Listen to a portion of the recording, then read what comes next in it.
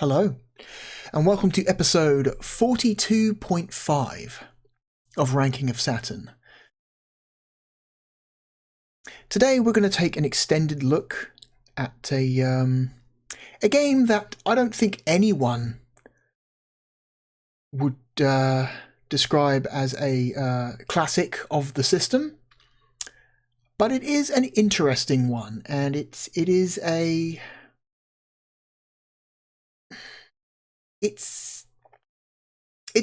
interesting in a way that makes looking at it in the normal 30 to 60 minute time chunk of a regular episode a little bit tough. So in the interests of giving this game a fair shake, we're going to give it its very own episode. And the game we are going to look at today is a little game called Jewels of the Oracle. Jewels of the Oracle is a game that is, I'm going to say, heavily inspired by games such as Myst and Seventh Guest. A little bit more on the Seventh Guest side, as we will see. And this game, the European copy of Jewels of the Oracle is something of a nightmare to get hold of. This game did not sell particularly well in Europe, and so as a result the Japanese version is a lot easier to get hold of. It's a lot cheaper, and good news, the Japanese version has full English text and dialogue if you select it in the menu.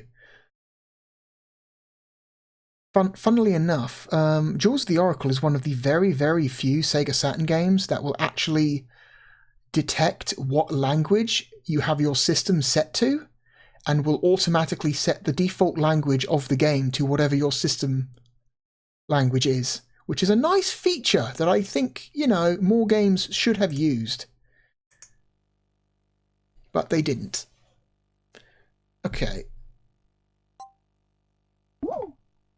So this game is a point-and-click puzzle game, so we will be using the Sega Saturn Shuttle Mouse for this.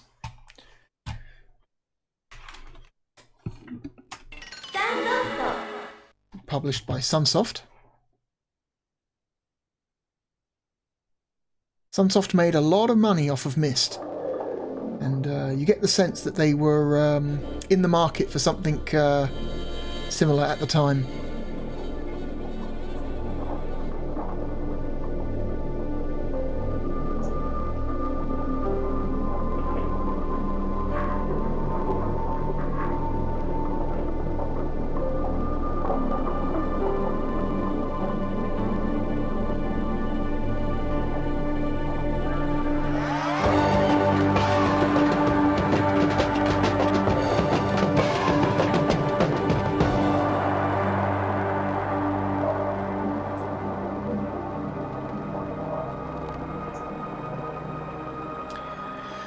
So the premise is we are some kind of explorer and treasure hunter, and we have found ourselves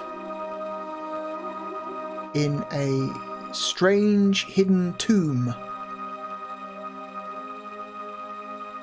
And this tomb contains dozens of individual puzzles.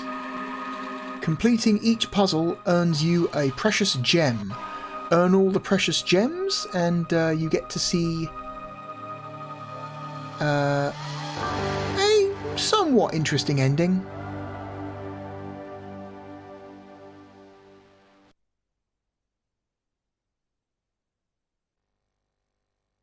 Okay. Where do you want to save this game? Main RAM, cartridge RAM. Shouldn't really call it RAM. It's not RAM, it's not random access, well, I mean, it is technically I guess if you want to be very, very, very specific, it is a specific form, like sub-genre of RAM, but you're not just gonna refer to it as just RAM, because that's, if it was just RAM, that would not be a reliable form of saving data, would it?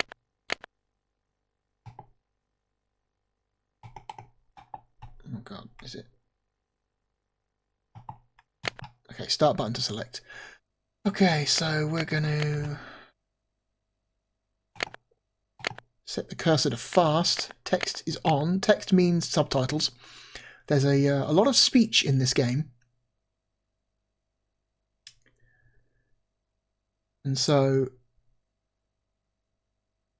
it's good to have the subtitles on. Level, 2 difficulty levels, easy and hard. We can change this at any time. It's not like if you start a game on hard, you're stuck on hard. You can at any point change the difficulty to easy. There are 2 versions of every puzzle, an easy version and a hard version. So that's it's a nice accessibility feature there. Background music on, movies on. Okay.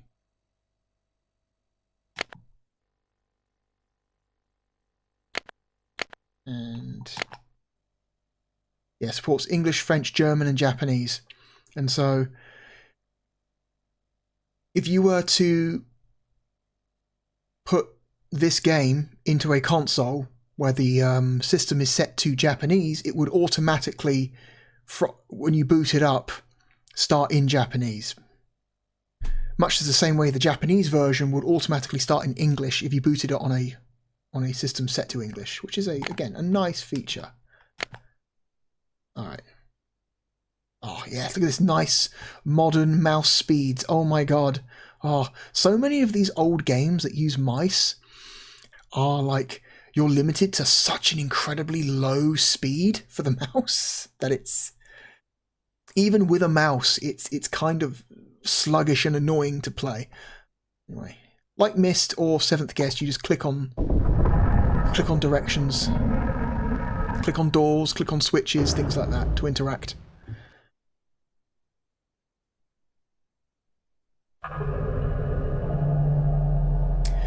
And this is the main chamber. This is the chamber that you see on the box art up there.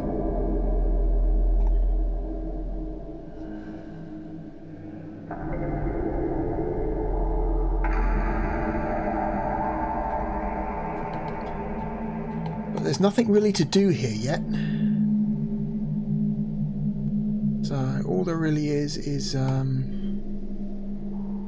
these doors around the outer edge, which we can try and open.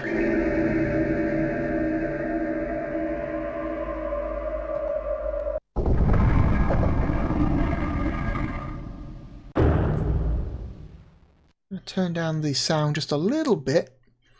This is one of those games where the music and the sound effects are louder than the speech.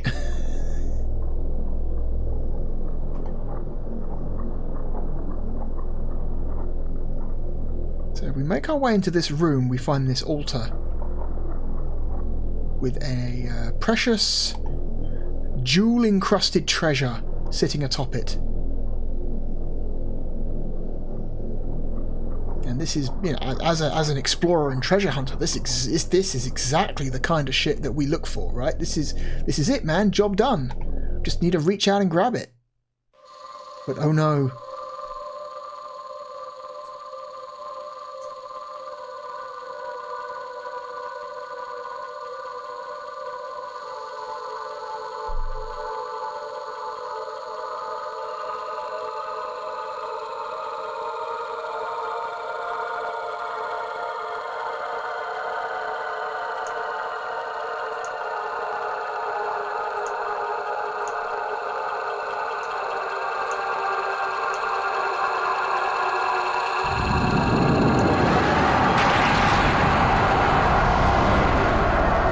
Did something bad.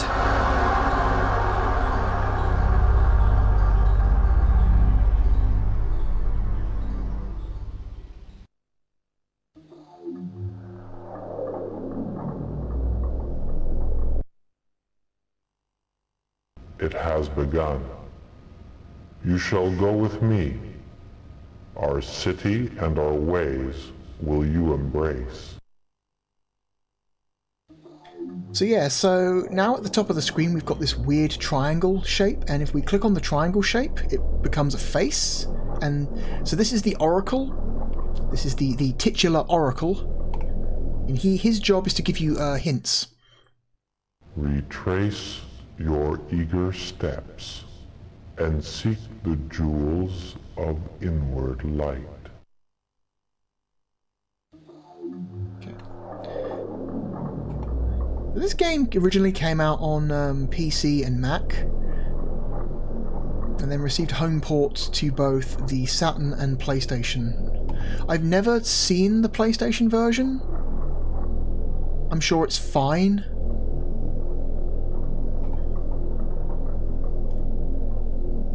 And as far as I can tell, the Saturn port is pretty good too. The problems I have with this game are not with the quality of the port, let's just say that. It's they're more to do with some of the design of the puzzles themselves. So anyway. Served and solved each complex task, be satisfied, but faultless steps through practice may be a finer prize. Okay, so it's always good to click on him up here because he will give you some hints. And so now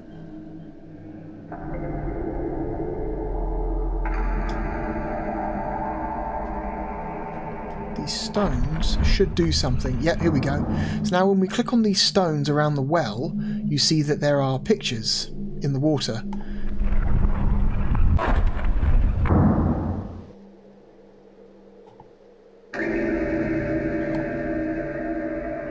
Do you have anything to say? Do not neglect the long route, if it is the only path. Okay, don't know if that actually has anything to do.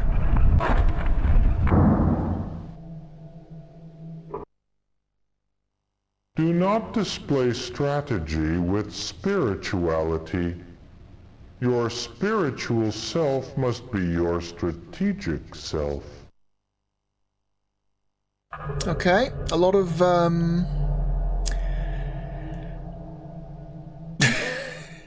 it's a lot of dubious philosophy here that sounds good when you hear it, but if you actually spend time thinking about it, doesn't actually make a lot of sense.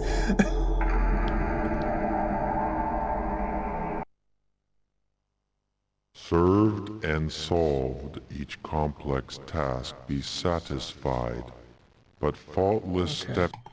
We can skip. We can skip his text. Okay, so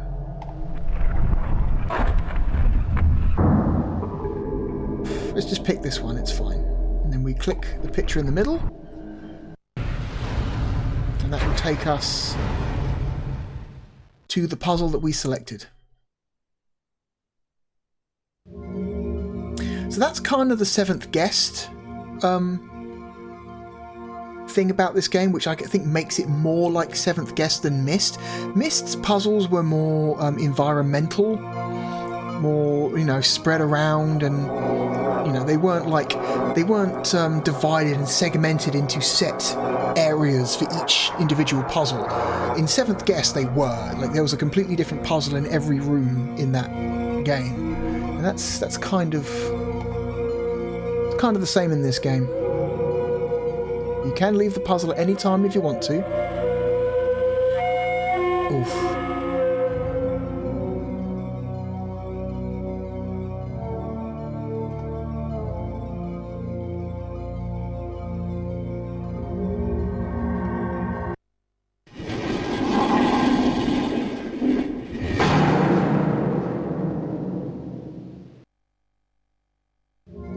Okay, so now we have our first puzzle.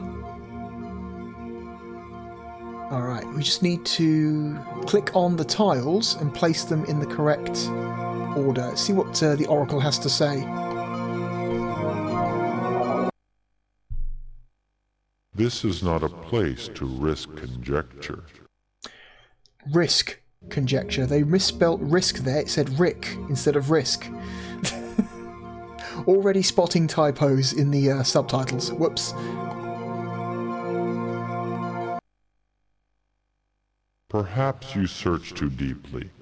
Reflect upon these runes of Eridu and gaze less into yourself.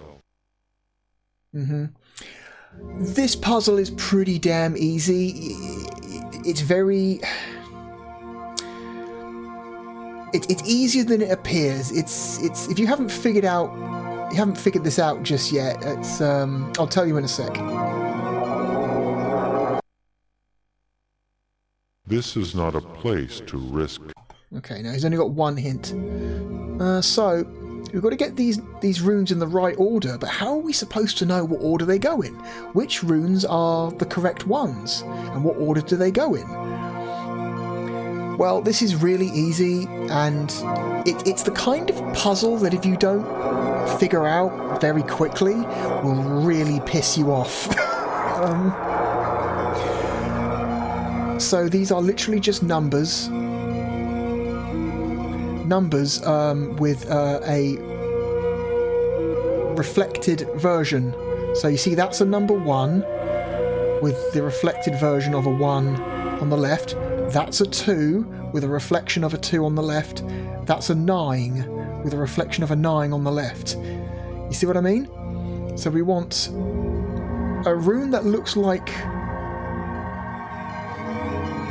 a 3 with a symmetrical reflection, which is this butterfly looking one. Now we want one that looks like a 4, which is this one. Now we want one that looks like a 5. Now we want one that looks like a 6. Now we want a 7. Now we want an 8.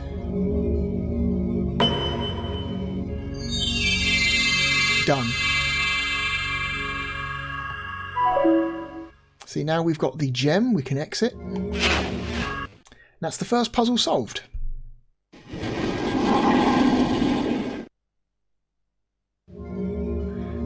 Just want to check something. Can we click on this? No, there's nothing to see. Some of the puzzle rooms in this game have things like written on the walls. Some of the puzzle rooms will contain clues for other puzzles, but apparently this room does not actually contain one. I'm going to turn the game down a little bit. This game seems a little bit loud.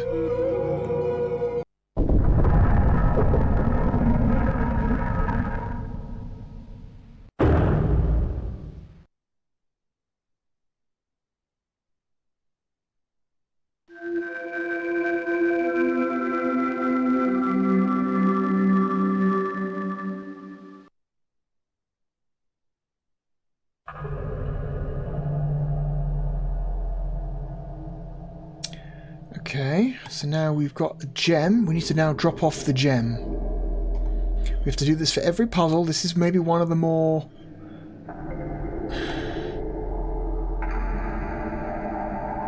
annoying parts of the game. I feel like this part we're going to do here is maybe something that should have been done automatically, but no, we have to do it manually. We've just got to find the correct door now.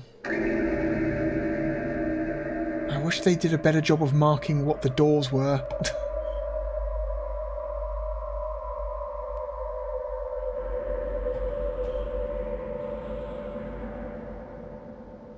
Okay, I think this is the room.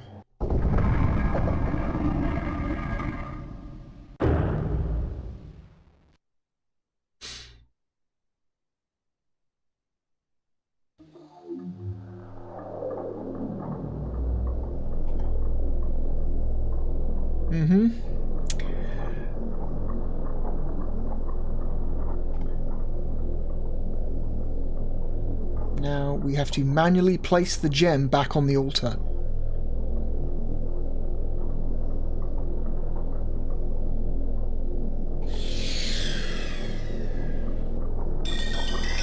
and then it will mark on the image on the wall. It'll mark off that puzzle that we just finished. The tasks resolved so far marked here are 1. Cool. If you give me just a moment. Oh my god. There we go. I'm going to turn off the videos for a second.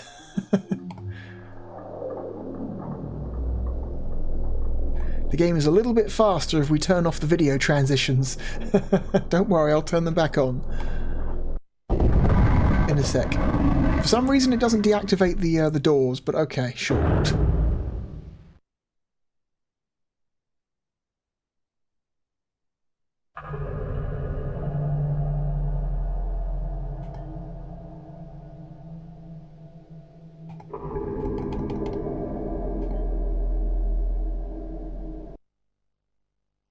Do not neglect. Okay, I was going to say the same thing.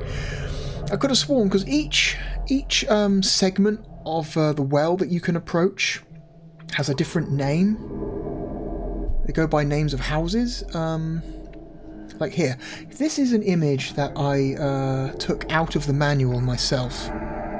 There's a map here that basically divides all of the puzzles. So yeah, this is from the game's manual. It's actually I took a photo of a page in the manual, then I basically grayscaled it, and then set the contrast to maximum so you get a nice clear black and white image. And so what we've done, door to the altar room, we've done one of these. I think we did the runes of Eridu up in the top there. See, it's set in it. The well stones are divided into 6 segments. House of Tantrum, House of Krida, House of Para, or Paura, House of Sestram, House of Kausalam, House of Kavi. And I swear there's a thing that you can click on to make the Oracle talk more about each individual house and what they're about, but I don't remember. Anyway, I'm going to put this picture away now.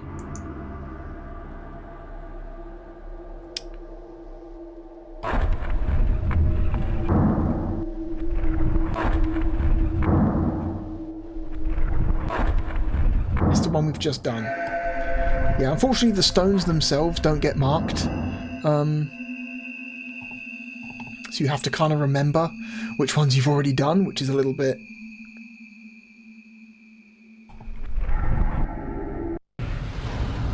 a little bit of a pain, because sometimes you can accidentally go back into a puzzle you've already done. Oh boy. Let's have a quick look around this environment. Okay, I'm going to turn movies back on. There we go.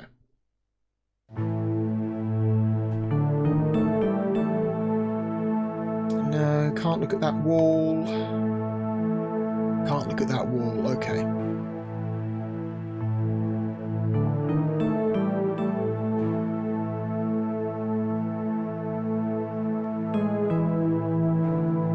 There don't appear to be any additional clues in here.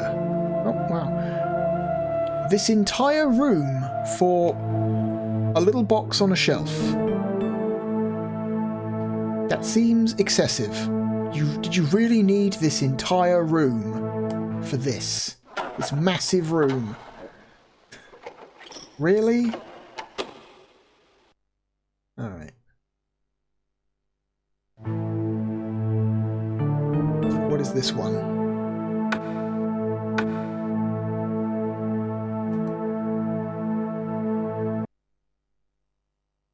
Seek balance and harmony.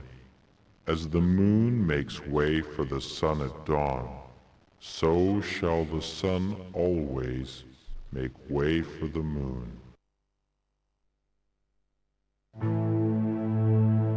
Okay.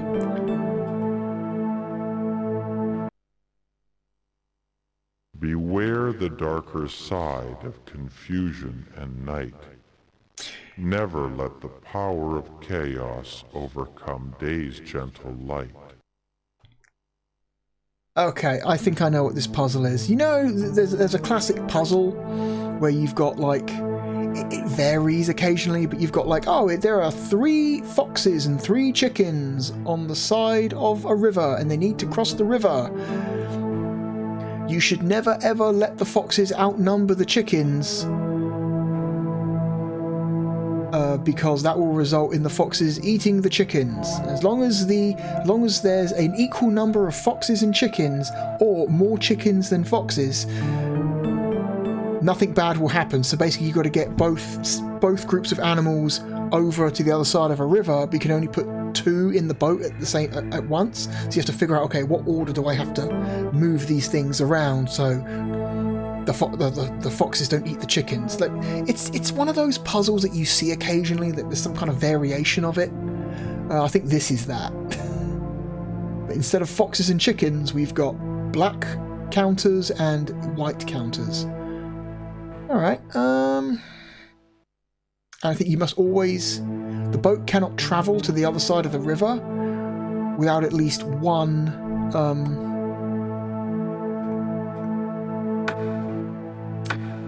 counter in it.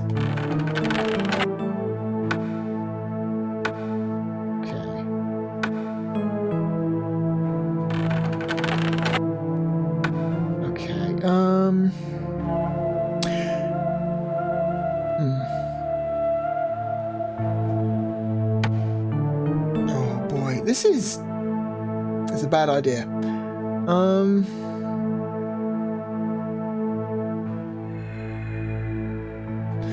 Yeah, if we do this, problem is now black beads outnumber the white beads. The foxes, you have no more moves. I've just eaten the chicken. You know what I mean? So it's like, okay, so at no point can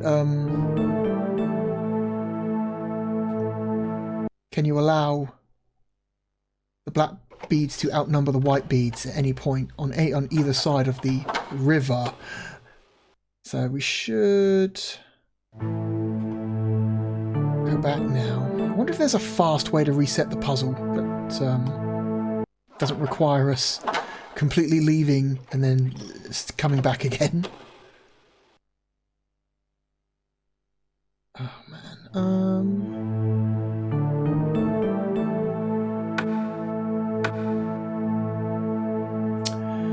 Okay, I'm gonna say...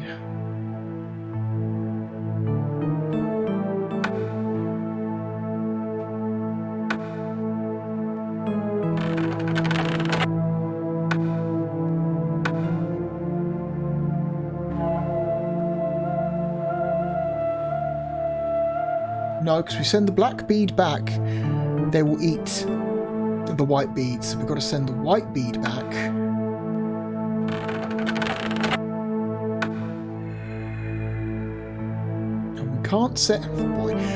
We can't send a black and a white, because as soon as they get to the other side, the white bead will be eaten, and we can't send 2 whites, because then we will leave 1 white alone with 2 blacks, and the white bead will be eaten.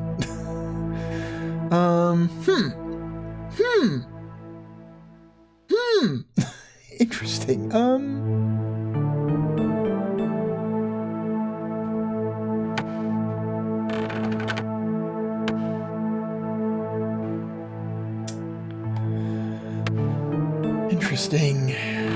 Interesting.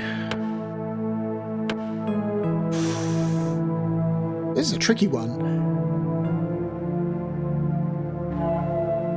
I've forgotten how to do this puzzle.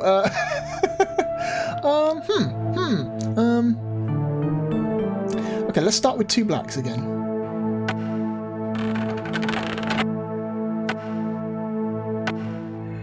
Let me send the black back.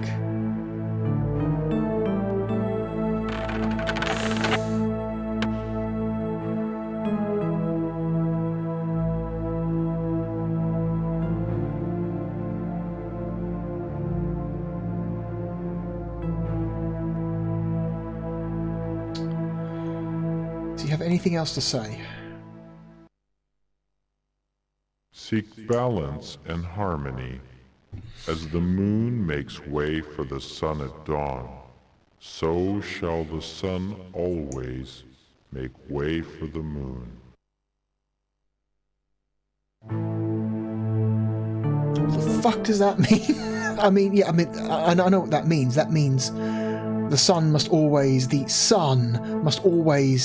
equal or outnumber the moon, right? That's what that's actually saying there. But what does it actually mean? As from like a puzzle solving perspective. We already know that. Oh fuck. Okay. We can't send a black and a white because the white will be eaten. We can't send two whites because then the white will be eaten. What do we send two blacks again?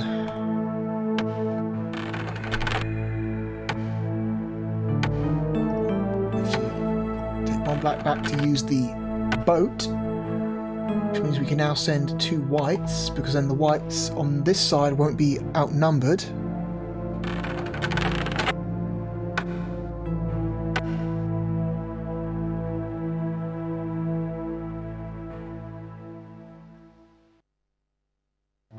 We can't send a black back because as soon as it gets to the other side, this white will be outnumbered and eaten.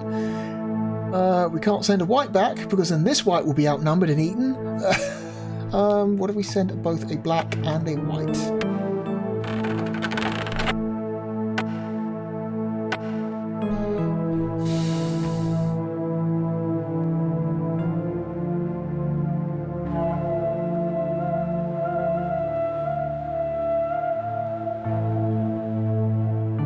No.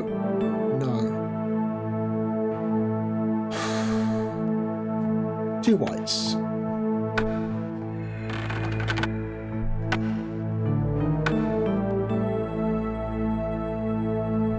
Hang on. Let me cook. Hang on. I may have just stumbled on it. Stumbled upon the answer. Holy shit. We have it. Go back and get the last black counter.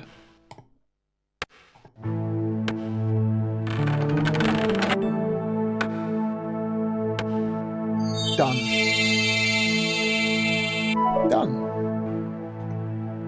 That's the next puzzle. What time are we at? We're at just over half an hour.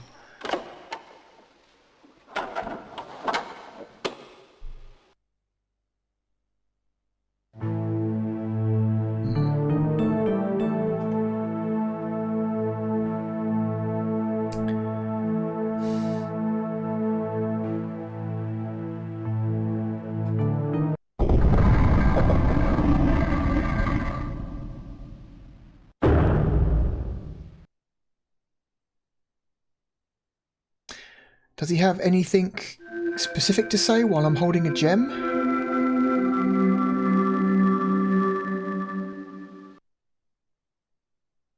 Maybe?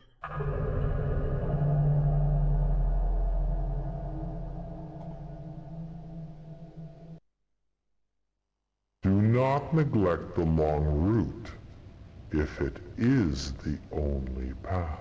Okay, no, he doesn't actually say anything unique if you're holding it onto a gem, like retrace your steps to where you started to offload your treasure or some bullshit like that.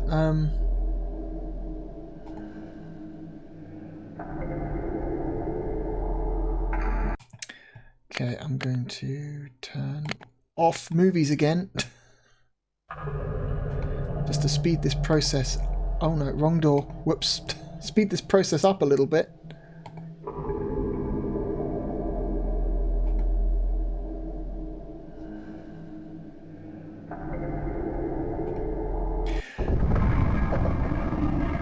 I have to imagine the screen transitions are a lot faster on an emulator or a an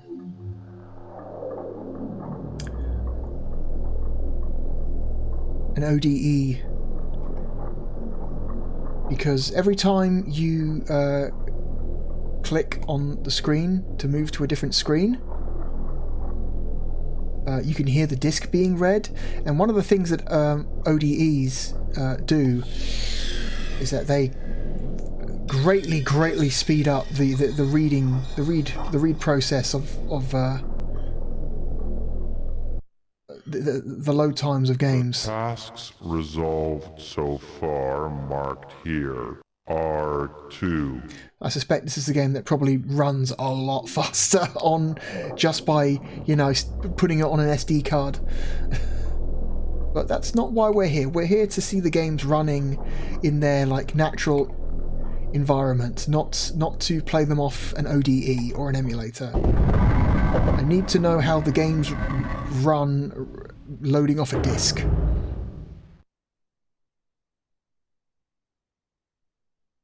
But yeah, that game does seem like it would be improved somewhat by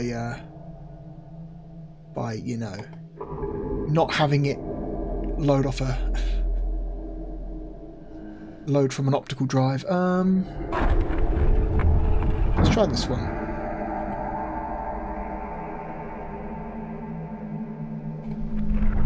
Whatever this is.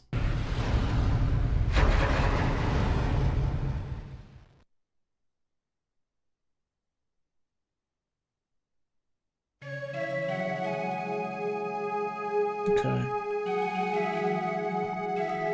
Anything written on... Oh, no, I forgot to turn the movies back on.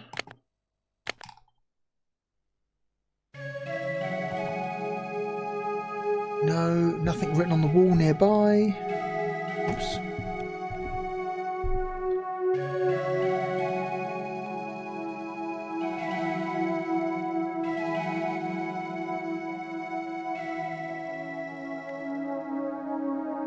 Okay, what the fuck is this? What am I doing here?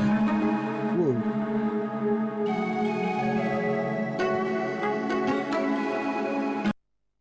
What do you have to say? To prove 6 pairings in this hall of hidden links is the challenge behind this task. 6 pairings.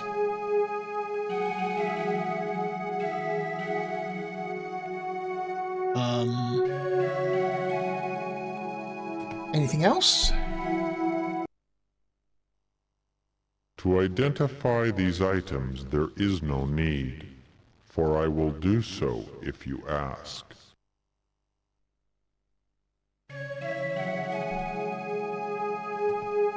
Anything else?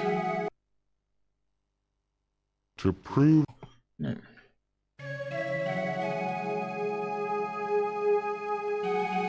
Chest. That's a chest. Sickle. Chest, sickle. Oh, no, did we just choose them? Whoops, I didn't mean to do that. What are these?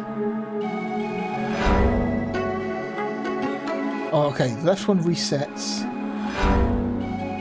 Okay, alright, we found the reset button, guys. We found the reset button. So if we fuck up, we can just click these little lines up here.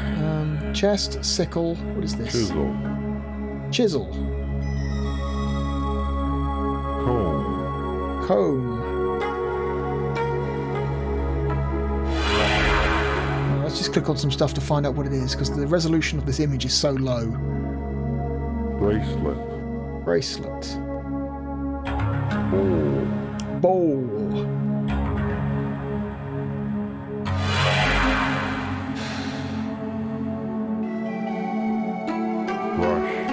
Brush. Statue. Statue.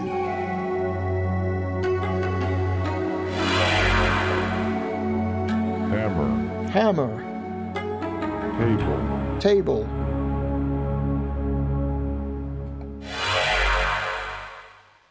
Quern. A what? A quern? What the fuck's a quern? It's one of those like cooking bowls you use to like grind ingredients, maybe. It was like a mortar and pestle. Dagger. Dagger.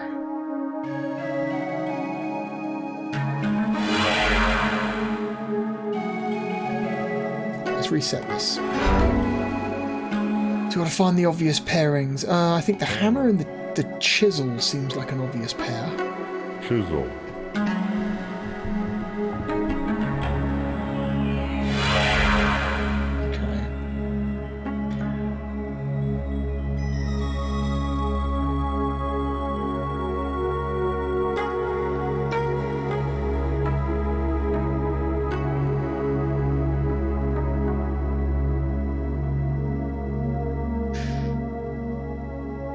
Well, the comb and the bracelet... Ooh. Something's going wrong with my headphones.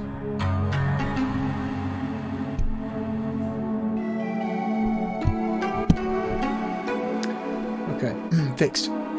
The comb and the bracelet are like both objects of like beauty. You comb your hair and you wear jewelry in order to look nice, right? So maybe that's a pair. Bracelet.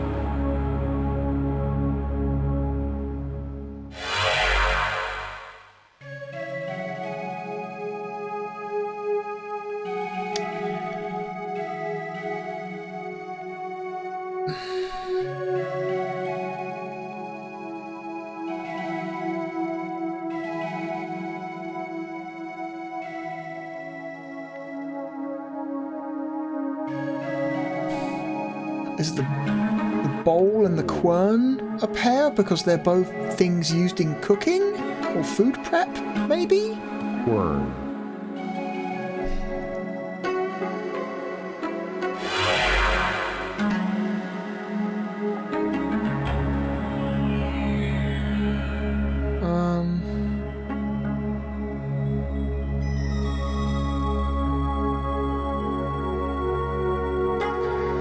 Okay, what does a brush go with? Does a brush go with a statue, a table, a box, a chisel, or a dagger? Do the dagger and... No, not chisel, but... Sickle. Sickle. Do the dagger and sickle go together because they're both blades? Dagger.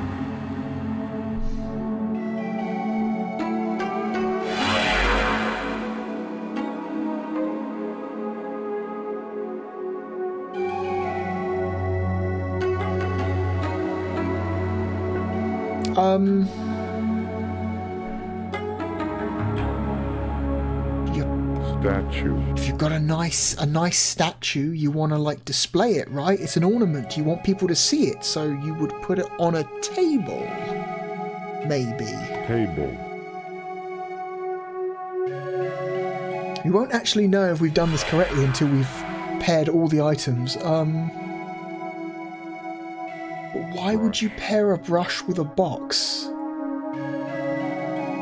There's no obvious reason why you would pair a brush with a box. Chest. Or sorry, a chest. The only two left. Nope, it was wrong. You have no more moves you may take. Well, fuck.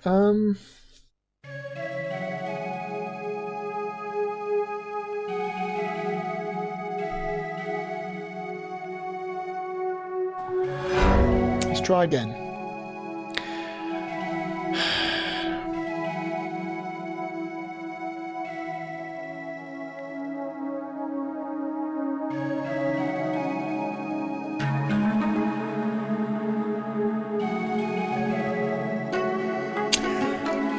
What if the brush pairs with the hammer? Because they're both tools for making things.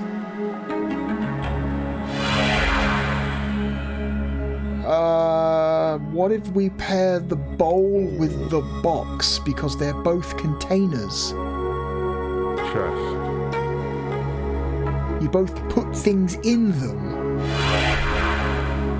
Ah, fuck.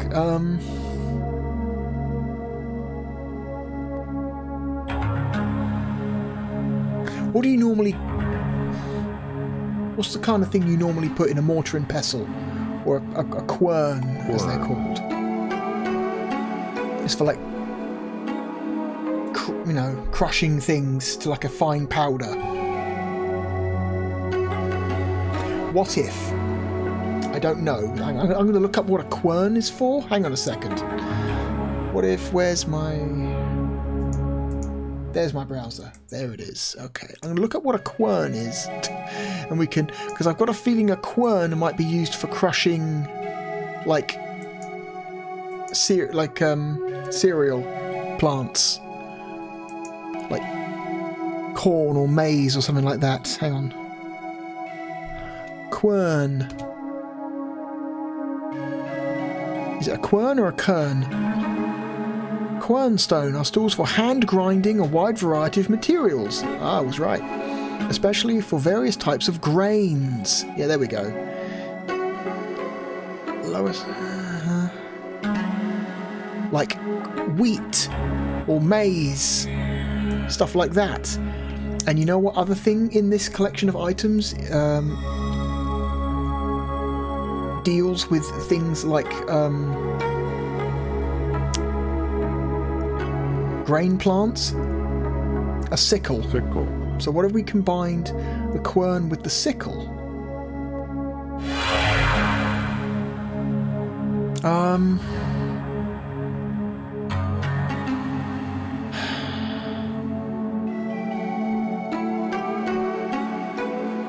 Maybe we combine the statue with the bracelet because they're both nice things to look at? Maybe?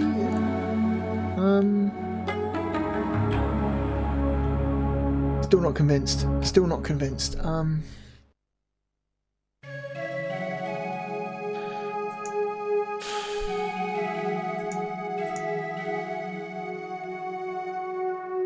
Maybe. Okay, let's try statue and bracelet. Bracelet. Because again, they're nice things. You look at them. They're made for the purpose of people looking at them. They're decorations.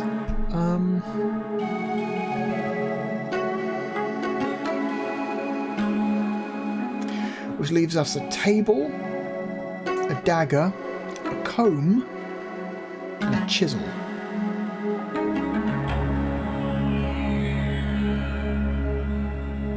Maybe the dagger and the chisel, because they're both blades? Chisel. Both stabbing implements? You stab things with them, you stab things with a dagger, and you stab things with a chisel. You don't...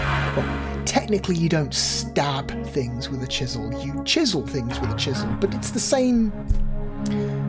You know, same kind of... Same sort of blade.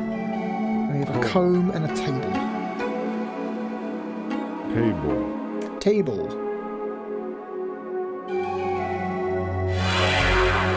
Fingers crossed. You have no more moves you may take. Fuck. Okay. Am I going to look up my old videos? Because I did a 100% playthrough of this years ago. 12 years ago to be exact. Here we go. Part 2 is the video in question.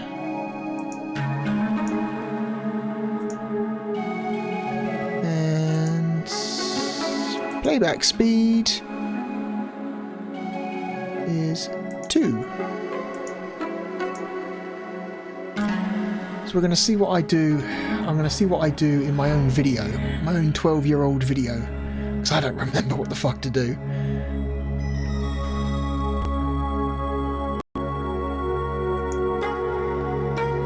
Okay. I'm looking.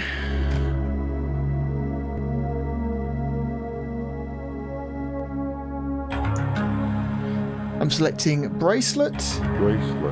And the comb.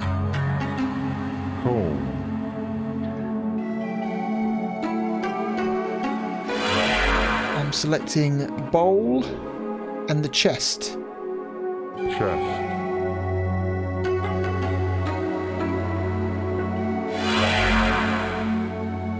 I'm selecting the hammer and the brush.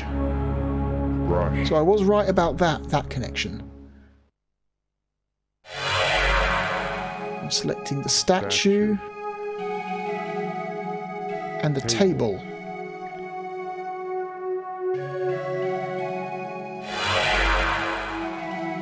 sickle. I'm selecting the sickle. Okay, I was right about most of these connections, actually. Word. Most of the pairs I was right. I just fucked up on the statue and the bracelet.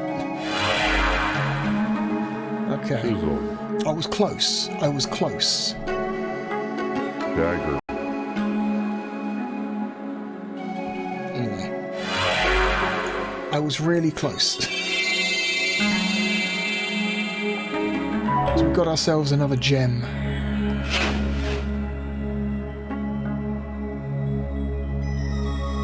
I like how they put all of the items back in the corner because there was only that one version of the transition video. They didn't make a second version of the transition video where all the items are gone.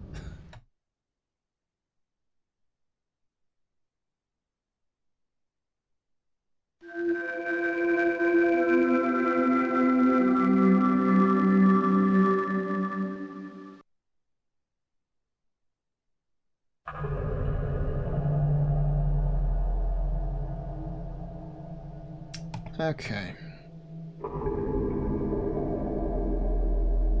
Hang on.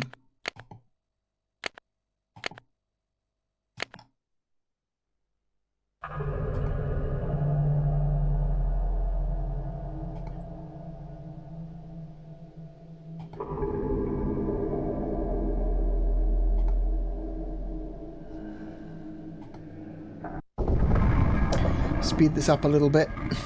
The fact that you have to do this yourself manually every fucking time is awful. The game should just acknowledge the fact that you solved the puzzle and then just automatically put the gem back instead of you having to manually click the gem, carry it back to the room, then click the altar every single time.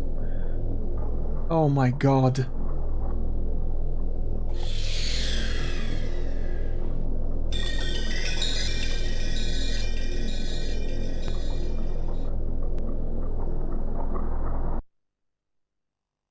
The tasks resolved so far marked here are 3.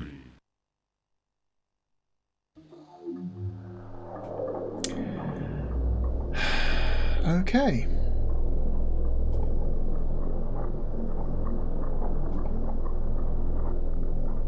Three puzzles.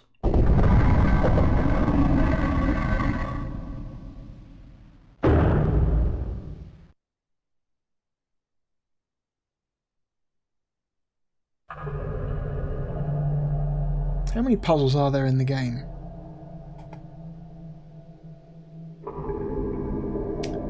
6 houses, 4 puzzles each. 6 times 4, 24. Okay. Done that one. Done that one. Yeah. Oh god, I think I know what this one is. Done that one. Holy shit. Do not despair. No. I forgot he doesn't tell you about the puzzle before you enter it. I think I have a horrible feeling I know what this one is. I think this is the bug one. This is the dung beetle one. You have to move balls around a maze. Oh god. Hang on.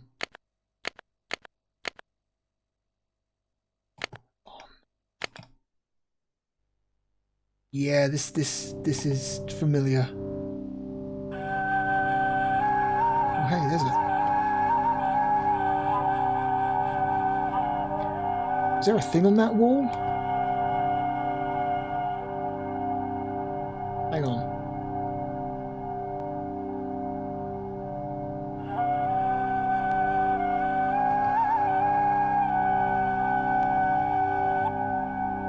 Here, what is that? Is that a thing? Is that a clue? That looks like a clue for one of the later puzzles. But it's not very high resolution and you can't get closer to it. I imagine that's probably easier to read on the PC version. Oh god. Who's ready for some dung beetle maze action? Oh.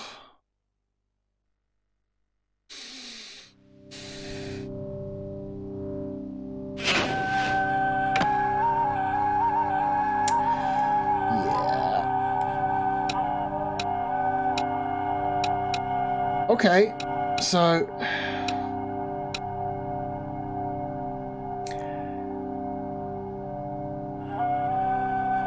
here's the thing with this puzzle. You're this little dung beetle, and you have to take these balls, and you have to move them around the maze, and you have to get all of these balls into this hole here.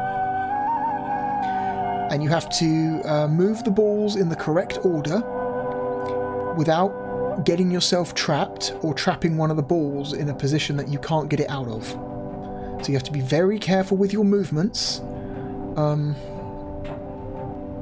Because if you fuck up, there's no way to reverse a movement. You could get halfway through this puzzle, get half the balls in the hole, and then you make a wrong move, and then you have to reset the puzzle. This takes forever. This is a very, very long puzzle.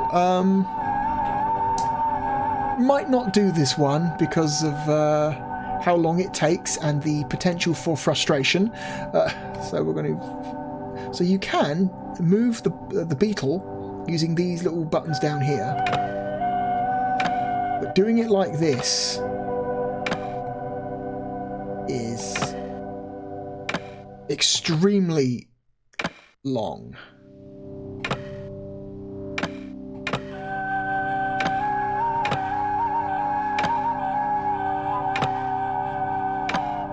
But there is another way to move the beetle, a slightly faster way, but a riskier way, because it's you have a tendency to, especially if you're using the mouse, to accidentally move the beetle in a direction you don't mean. And that's by, if you hover the cursor over the beetle when it turns green, hold down the left mouse button, and you can kind of drag the beetle around.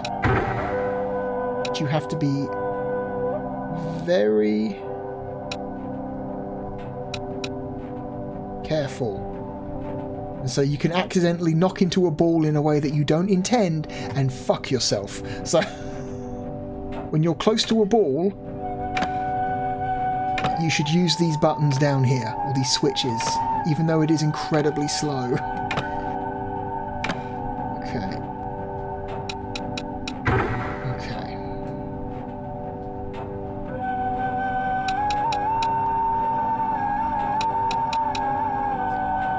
Okay, I'm going to use the switches again.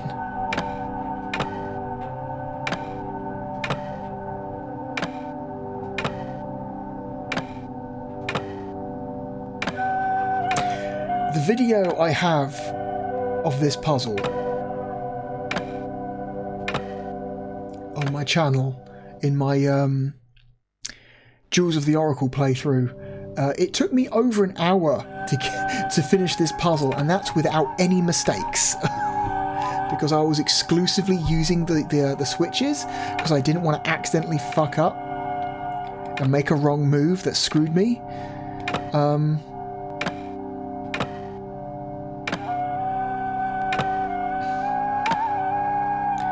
So I did the entire puzzle using nothing but the switches. It took me over an hour, but the video itself is not over an hour long, because I sped up the footage by 6 times for most of the video. So it wasn't just a nightmare to watch. Okay, I think we're going to move.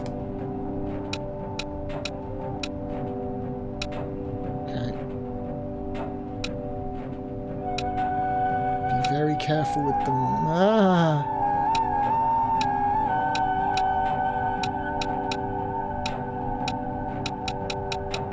Yeah. It's a lot faster when you're using the mouse, but I am terrified of accidentally screwing up and making this beetle move in a direction I do not want him to move. So the delicate moments. You should use the switches if you, or you want to play it dangerously. Just use the mouse, because it is a lot faster.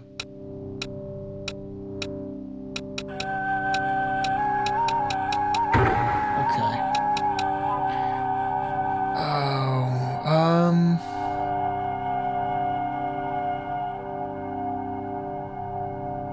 not that one. Which means it's got to be this top one.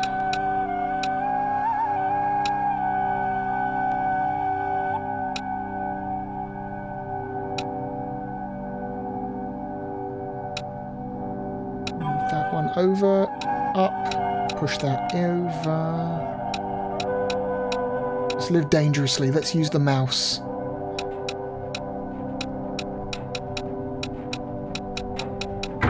Oh my god.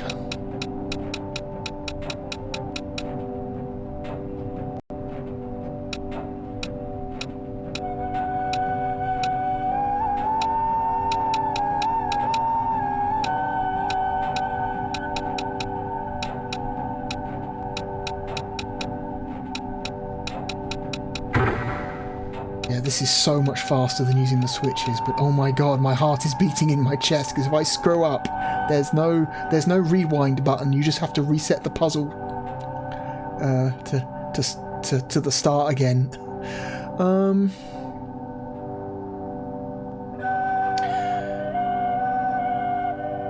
Now how do I do this? Push it down here.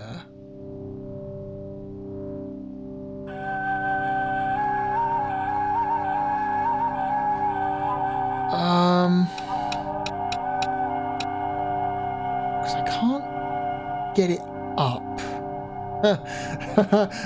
No, I can't get the ball up a row without coming in here, but I can't go in this way without getting these two balls stuck together and screwing myself. So what if we can only move one ball at a time, you see? If two balls are up against each other, the beetle doesn't have enough strength to move them, so if we move this here, move that down one, then get this out the way.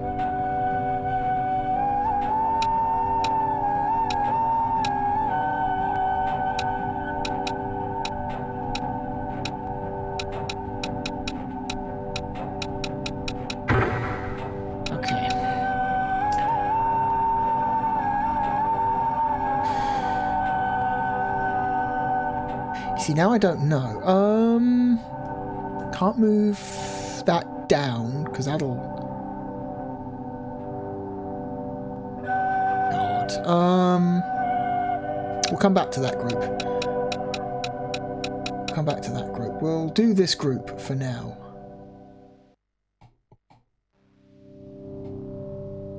Oh, come on now.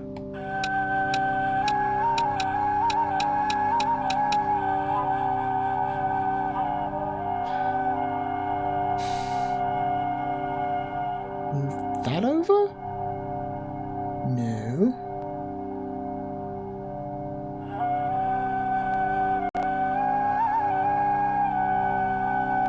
Don't want to move this one, because then that'll trap it. If we move it there, it's trapped. If we move it there, it's trapped.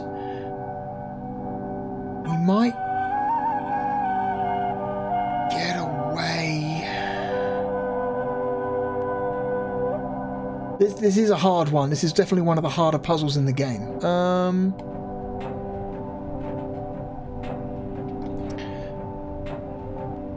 Shall we see what I did?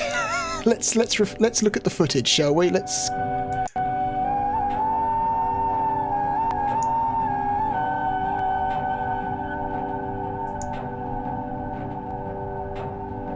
Okay.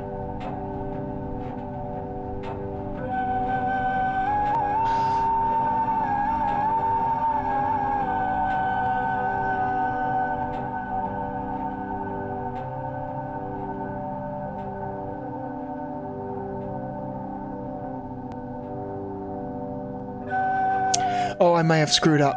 I may have fucked up. I may have fucked up. I may have fucked up. We may have to restart this puzzle. Oh yeah, I screwed up. I think I did something. It's this here. The balls are in this formation, which is... I don't think I can get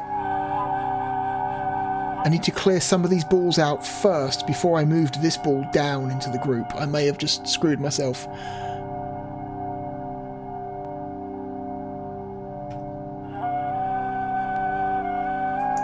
Okay, yeah, we're going to restart. We're going to restart this puzzle.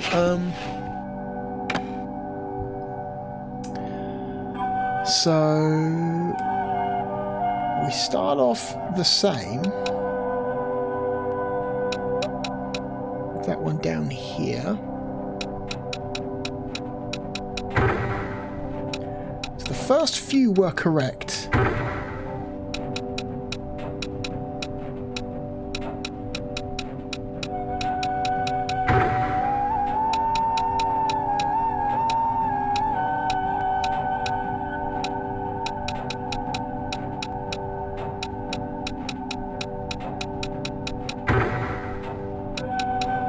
Getting a bit braver now with the mouse.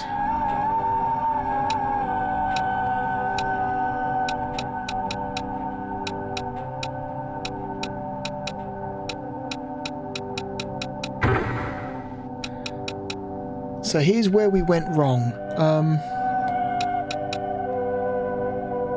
So the first couple steps were correct. Move that ball left.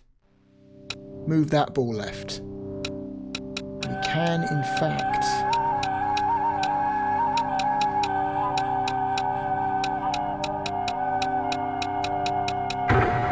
so where we screwed up was moving that ball down, moving this ball down into here. That's where we screwed up.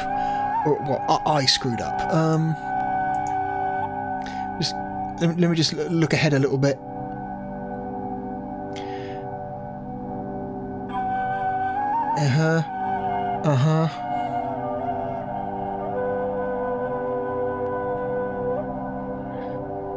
Even at 6 times speed plus 2 times speed in the video on the YouTube video, it's still taking a little while because I'm using exclusively the buttons. Okay, yeah, so he's on the last ball that I just pocketed. And we go back.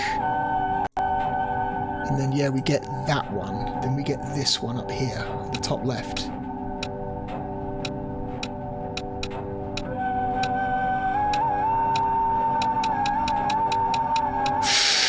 No.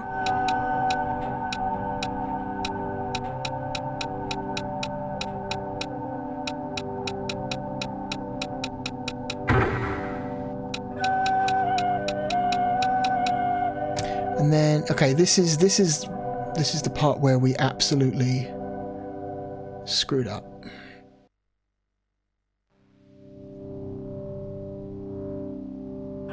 Come down here.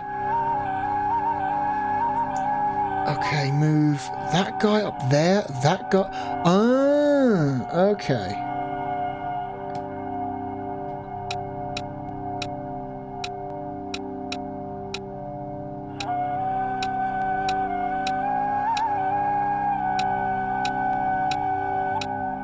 Guy there.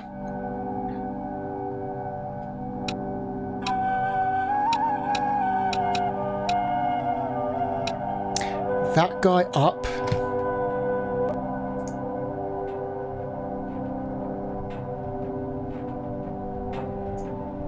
Okay.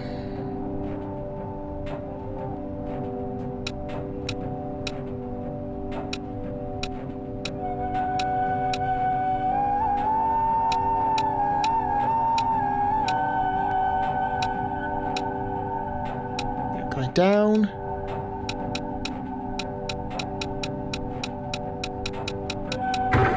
Okay. Cool.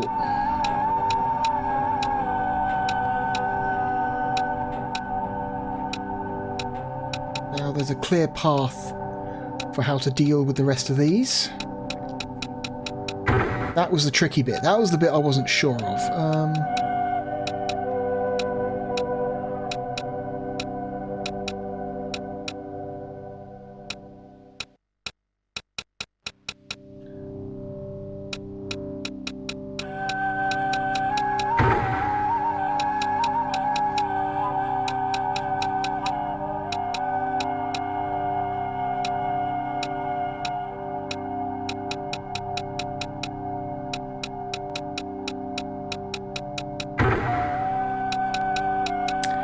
Okay, so we've got to come on now. Down here.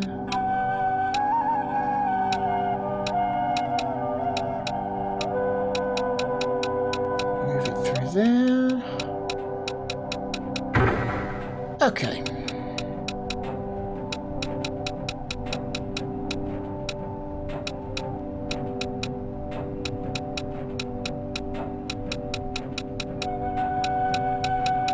I will be posting timestamps for each individual puzzle I play in this video, so if this puzzle's taking a little bit too long for you, you can skip to the next puzzle if you want to. I'm not going to make you watch the entire thing. There are timestamps for every major puzzle that we play in this video, so I don't know how many we'll get to. Cool.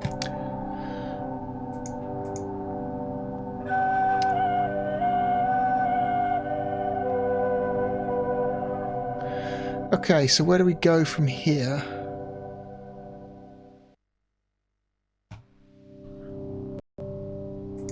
Okay. So first step, so we've done half the puzzle. Oh god, why won't it? There we go.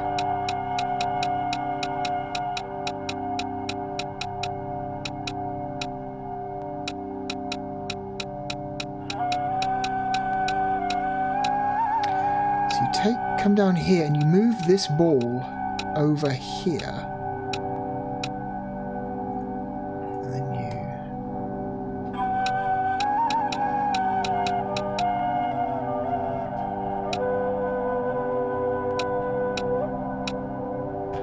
Alright, that's as far as the video got. Move it over. Okay, oh god. Gotta move it over. One. Move that down. We come back around. Jesus Christ. Oh my god, the setup. The setup for this is insane. Oh my god. Come all the way back around here. Move this guy left, then go up and around, and then push him up against this block here. How the fuck did I do this? Wait a minute, how did I have the patience to do this 12 years ago? What?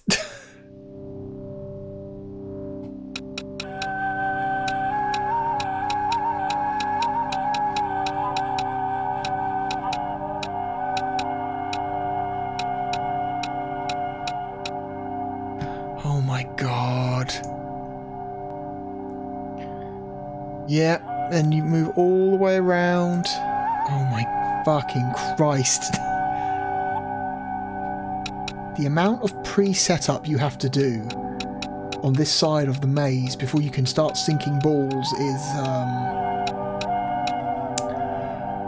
a lot.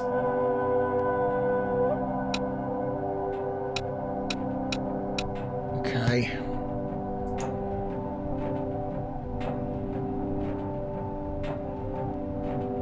Make your way back to the top. Oh my fucking god.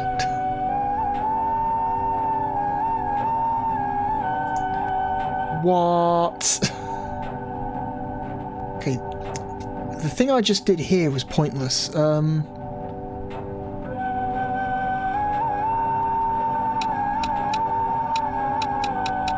I end up undoing it. Okay.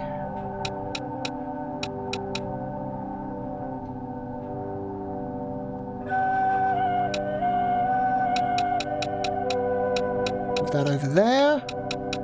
No! Fuck!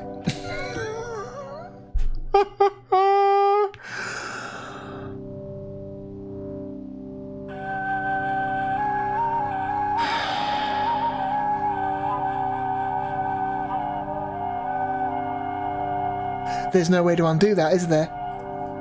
There's no way to undo that. I'm trying to think. If I was to move it down, could I get around the other side of the maze? No, because then I would push this ball into here in order to get down here. And so this ball would be trapped permanently for me to get down here and then push it left. Ah, fuck. We fucked it. We fucked it. Oracle, any words of wisdom for us? Never more important than here are the notions of order and succession. Yes.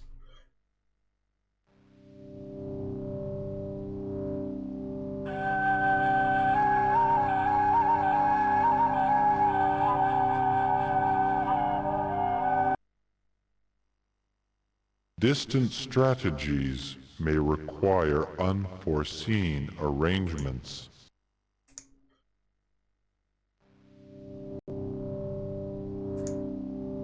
What's a fun puzzle that we can do?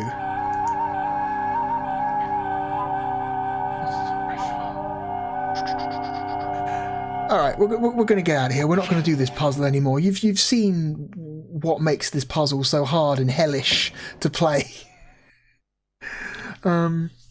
You've got a good idea of why that is my least favourite puzzle in the game. Not because I don't think it's a cool idea for a puzzle, but oh my god, it's so long and complicated, and if you screw up once, you have to reset back to the beginning. And I cannot believe I had the patience to not only, like, solve that puzzle, but record myself doing it 12 years ago. What the fuck was I thinking? Ugh.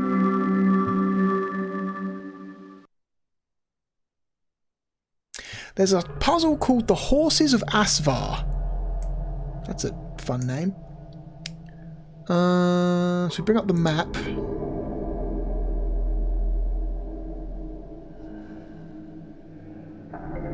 Horses of Asvah. So we want to go 2 segments to the right.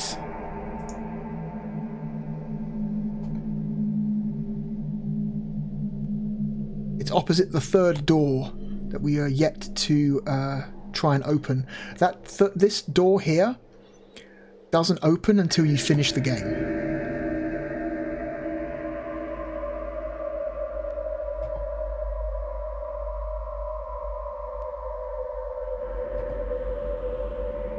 So it's one of these. It's a picture matching puzzle. Nope, that's... What? No, this is the wrong one. Why are we... Uh-oh. Okay, we've actually found ourselves back at the puzzles we just done.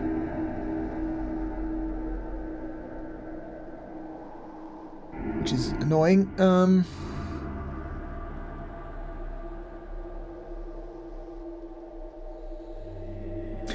So we actually were already facing... I guess if you exit a puzzle early, it puts you in front of the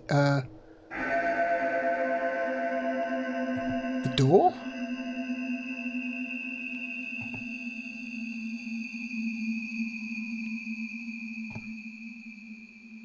So it was the side of the well that we were already facing. That was actually the correct side.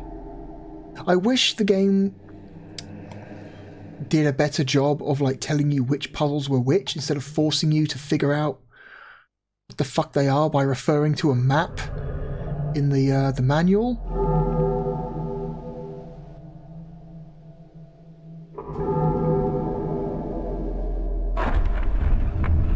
What is that? There we go, the Horses of Asvah. Do you say anything different? Served and solved each... Nope, you don't say anything different. Cool.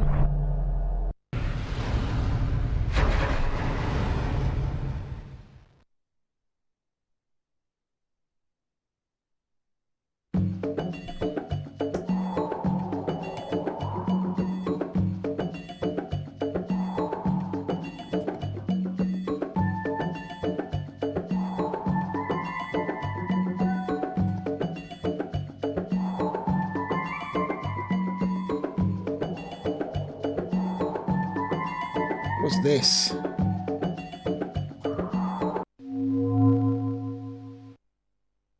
found something. That missing fragment you have found, with 4 more portions shall be merged. Ooh. Only then may you return the Hasuna to harmony. Okay, so that was a hidden object. Some kind of hidden thing. No, don't. Oh, it turns all the way back to the entrance.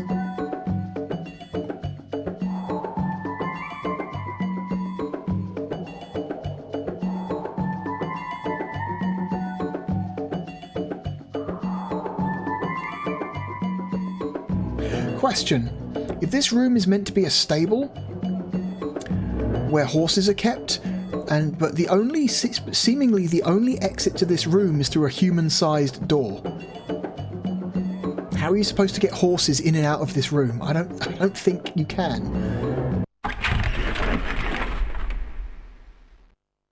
All right.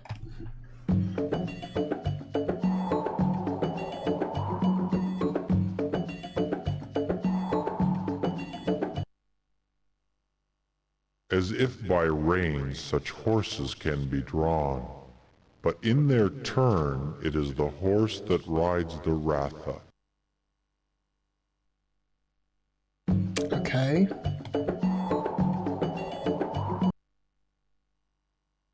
The horses of Asvah celebrated neither saddle nor stitch, and in their mazed world now knows not which is which. Alright, so we've got to basically match up the horses. Okay.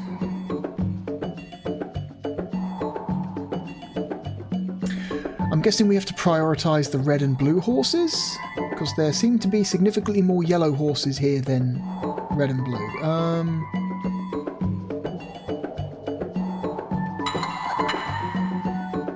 Oh, okay, you don't swap the tiles, you rotate them. Alright, okay. That actually makes this a little bit easier.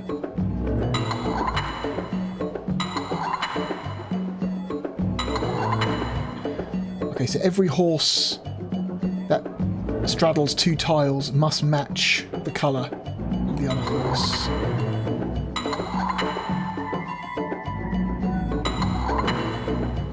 So because none of these 3 tiles have the back end of a horse on them, we can safely assume that this blue horse on this tile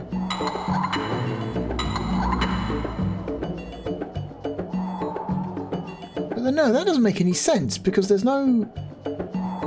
Oh shit, you can click and drag. Well, that's frustrating.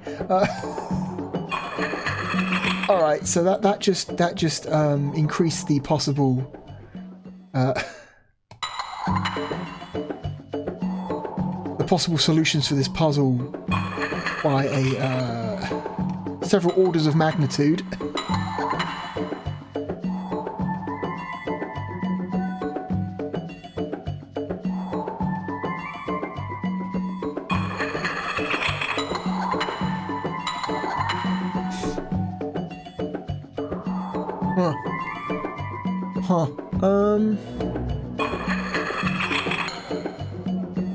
So I guess you can do this by just trying to match up. Okay, are there enough back ends to match front ends? So 1, 2, 3, 4. 1, 2. No, there are 5 red back ends, but only 3 red front ends. So 2 of these red back ends are fakes, or you can't use them. Okay.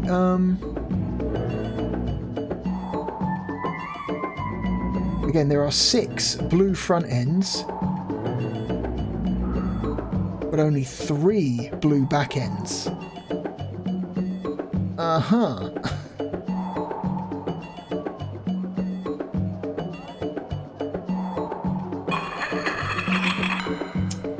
Okay. Do we try and figure this out ourselves, or do we just go straight to the video? Because, yeah, the puzzles in this game range from relatively easy to fucking diabolical.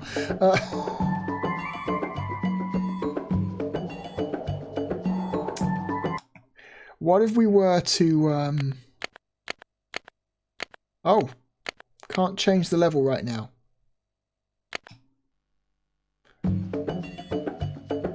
What if we were to back out?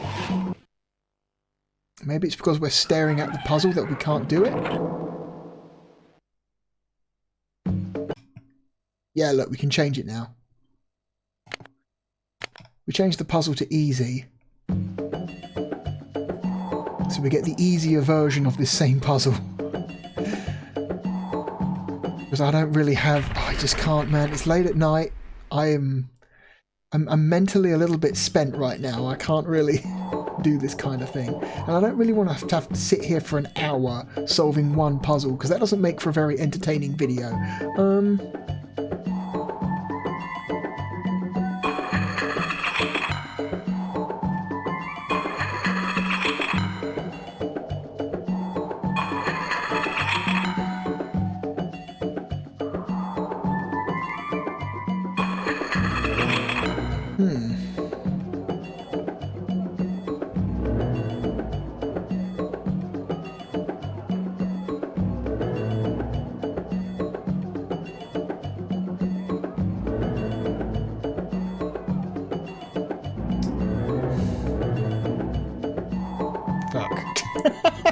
Even the easy version is like, what? Is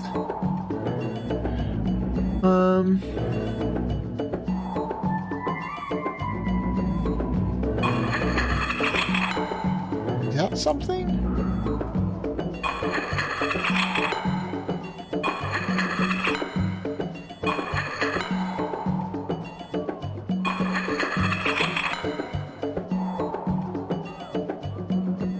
Oh, hang on. These four all match. We've got at least 4 matching tiles here. If these are correct, then...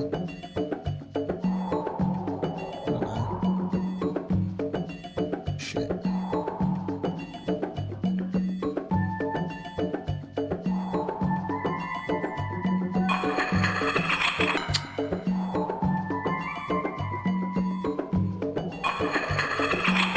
Do that, maybe?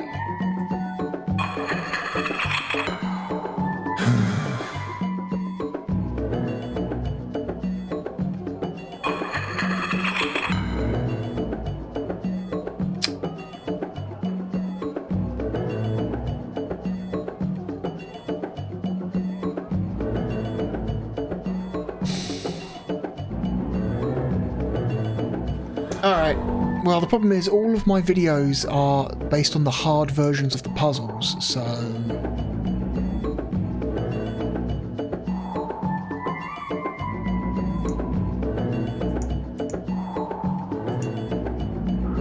What we're going to have to do, we're going to have to back out again, reset the game to hard mode, then come back in and we'll look at my, we'll look at what I did 12 years ago, shall we? 'Cause I don't have it in me right now to figure that one out, fuck. Okay. It's nice that the game lets you, at will, switch from easy to hard.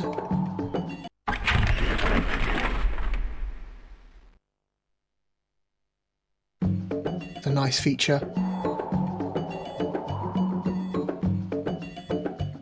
Alright, so what do I do? Let's have a look here.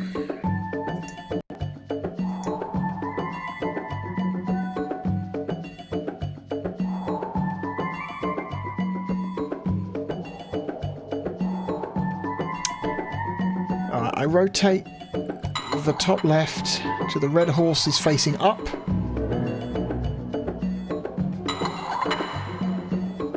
Nope, the red horse has got to be facing...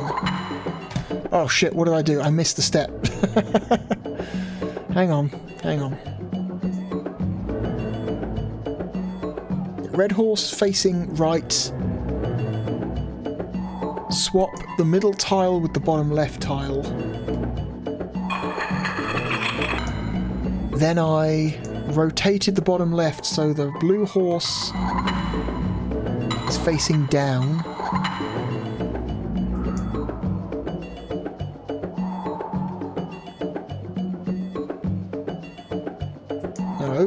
No. Change it so the blue horse is facing up.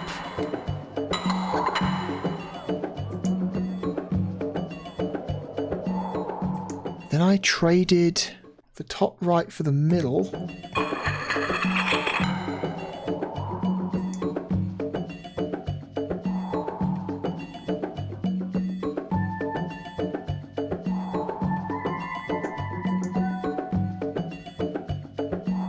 Oh God.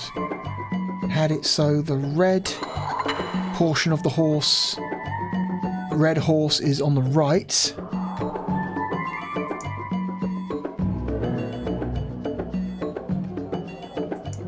And then I swapped this one for some reason.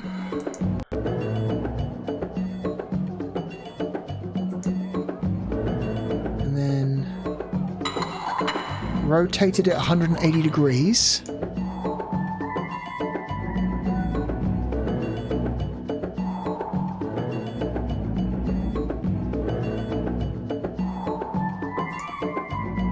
I swapped this one and this one. I'm not...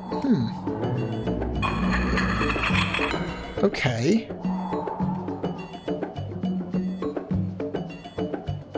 Tell you what if I just go to where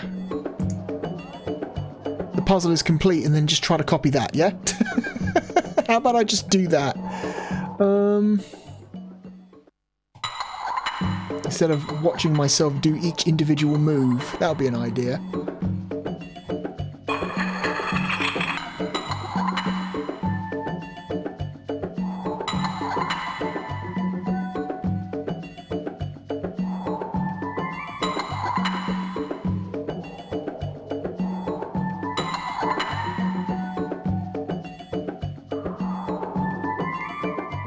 Is that correct?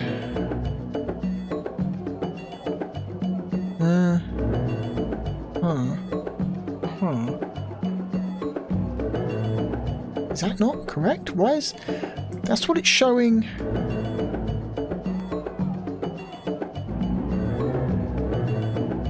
That's what it's showing on the video. Hang on. That one's good. Are the yellow ones not? Oh no, the yellow ones aren't matching. Shit.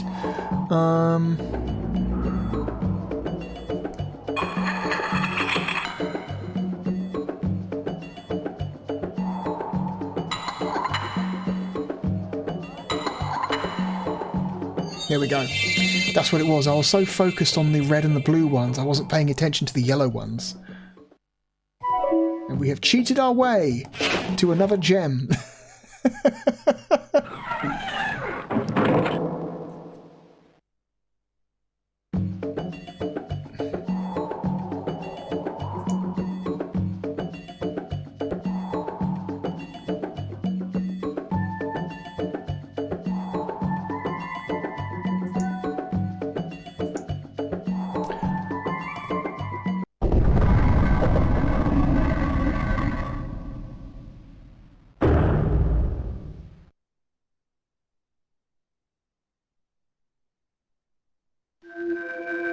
What are we at? An hour and a half?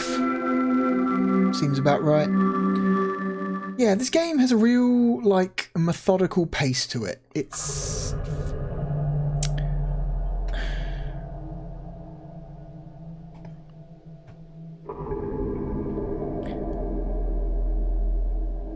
So, I'm going to go to the...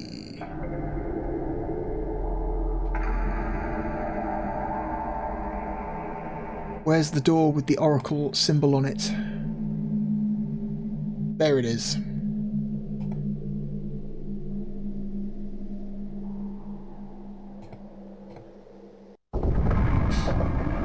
There's another puzzle here that I want to do called The Assembly of the Planners, which is a type of puzzle I'm a big fan of. It's a type of puzzle where they give you a set number of shaped blocks and you have to try and fit them all into a specific space. That's a kind of puzzle I like quite a bit. Come on now. Load.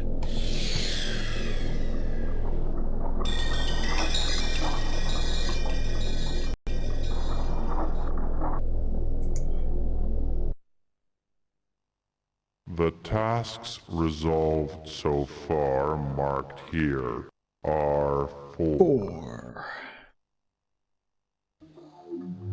Okay, so it's a shame we couldn't get that beetle one done, because then we would have completed that that segment of the well. That's fine. I'll leave that for someone who's feeling a bit more brave and patient than I do right now. That'd be a really good one to play on an emulator, because then at least you've got save states. Every time you sink a ball, you can save a state. So if you fuck up and accidentally move something in the wrong direction, so it's like trapped, you no longer have to start the puzzle from scratch.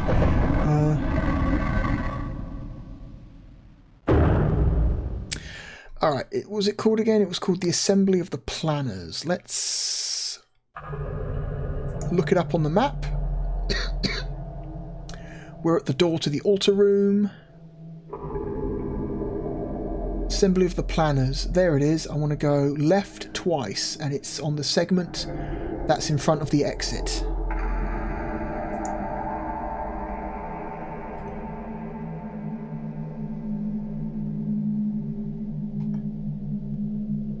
One.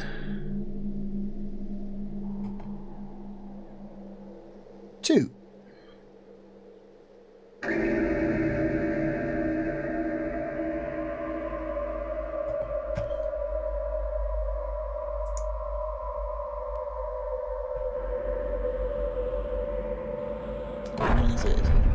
That's the one we've just done.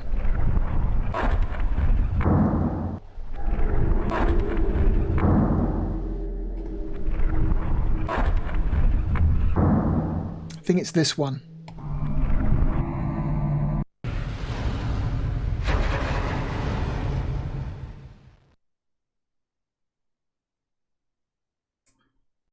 Oh, Jesus.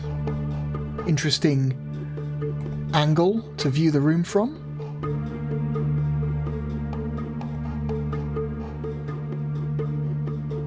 Nothing specific. Can I click on this? No, that's nothing we can... No, shit. That's nothing we can focus on.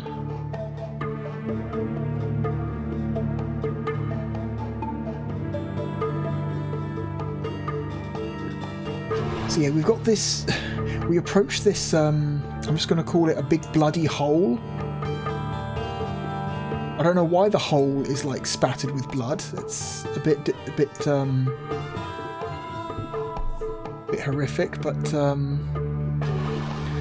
whatever. It makes for an interesting visual. And so yeah, we have to position these shapes in this space.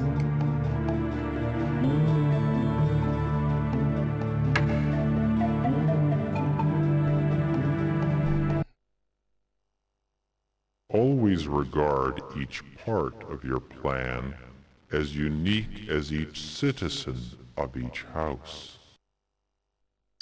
Okay, that doesn't actually help. At least I don't think so. This Karyam reveals the assembly of the planners.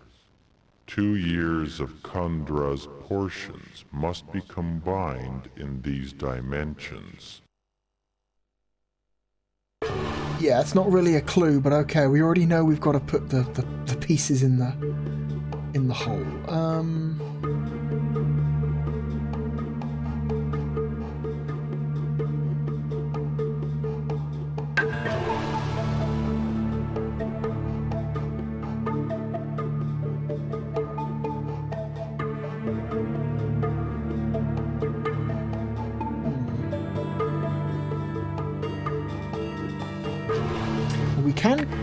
We can click the pieces to rotate them, so that does add an extra layer of complexity. And I don't think you're allowed to cover up the hole in the middle. No, see, look, you can't put anything over the hole. Okay, interesting.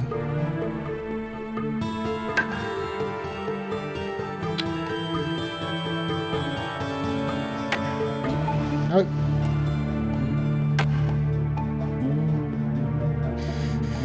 Huh.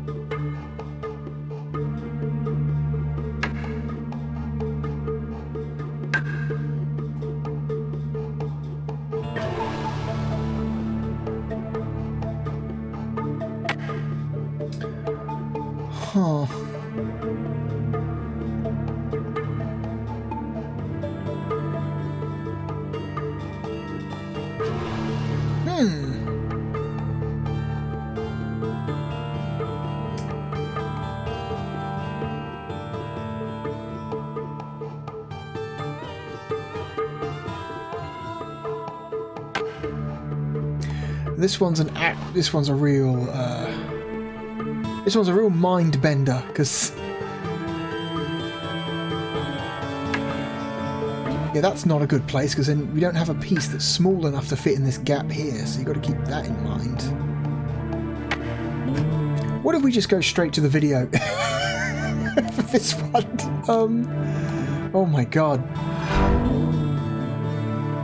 Okay, let me just find the video here.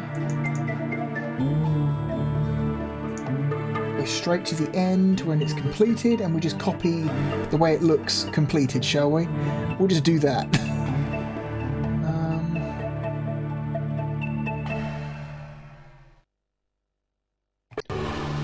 It's like a really long piece here. Sorry, there's like a 90-degree angle piece here. The long piece goes inside the 90-degree angle. And then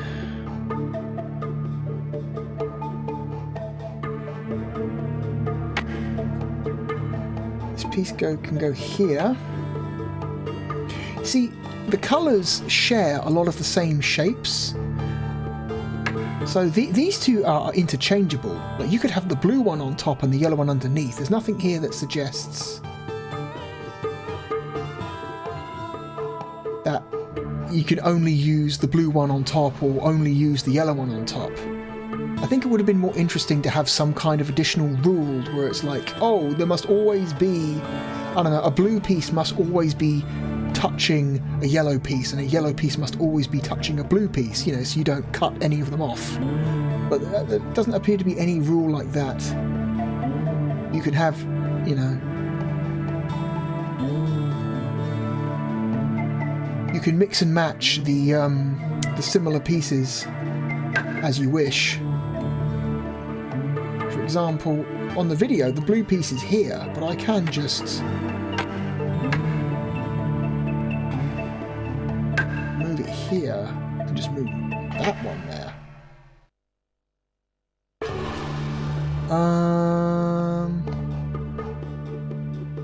That one goes there.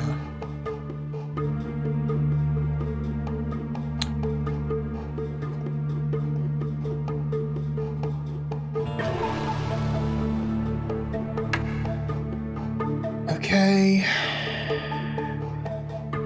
This guy is nestled in here. This guy is in here.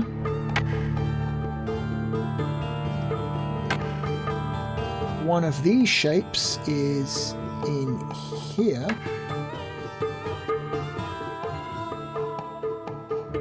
And then this thing is here.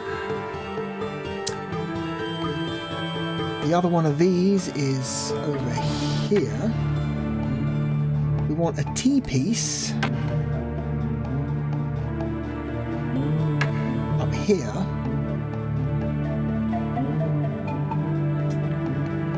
The other, like, weird shape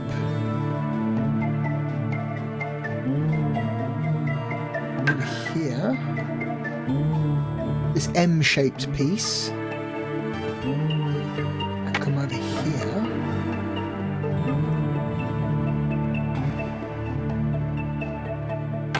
This guy is here.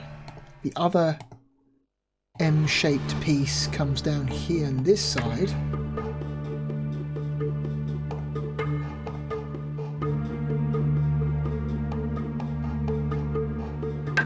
That goes there.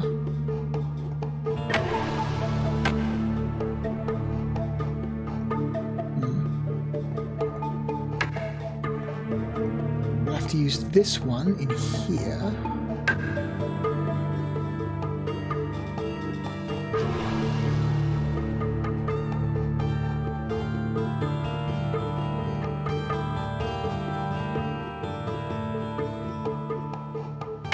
This guy can come in here,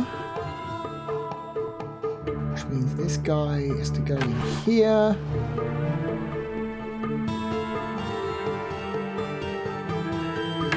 This guy in here.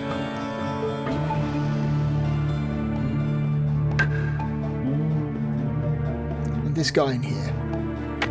And that is a way to finish it. So it's you know, it's a hard puzzle, but it's not like there's only one way that things fit together. You can kind of mix and match pieces a little bit, so it's not like, you know, you have to find the exact right position and orientation for each piece.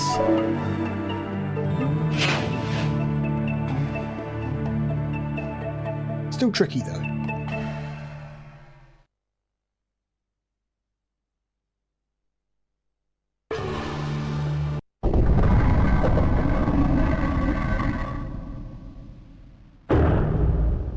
What one do we want to do next?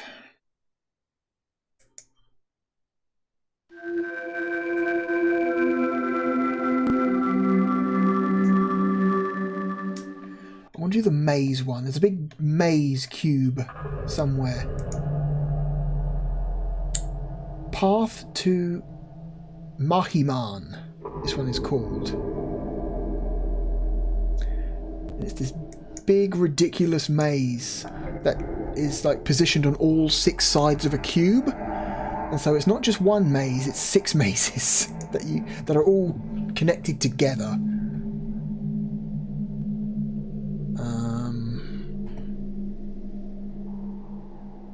Where am I? Where's my...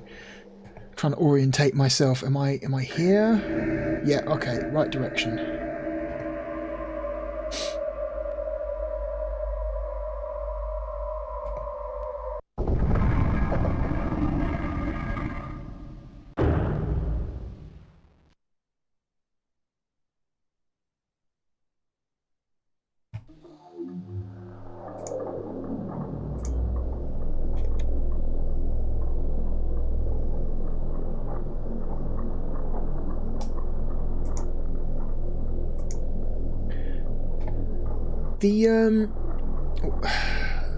One of the creators of this game, one Cortland Shakespeare, that's a hell of a name, commented on some of my walkthrough videos for this game.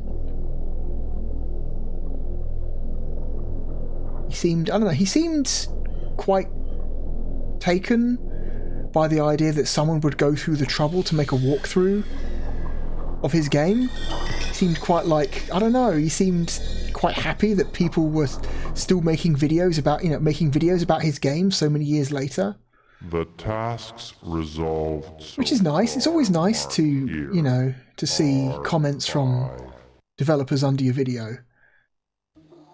But he posted a comment under one of them that I'm pretty sure he's come back and deleted it in like years since.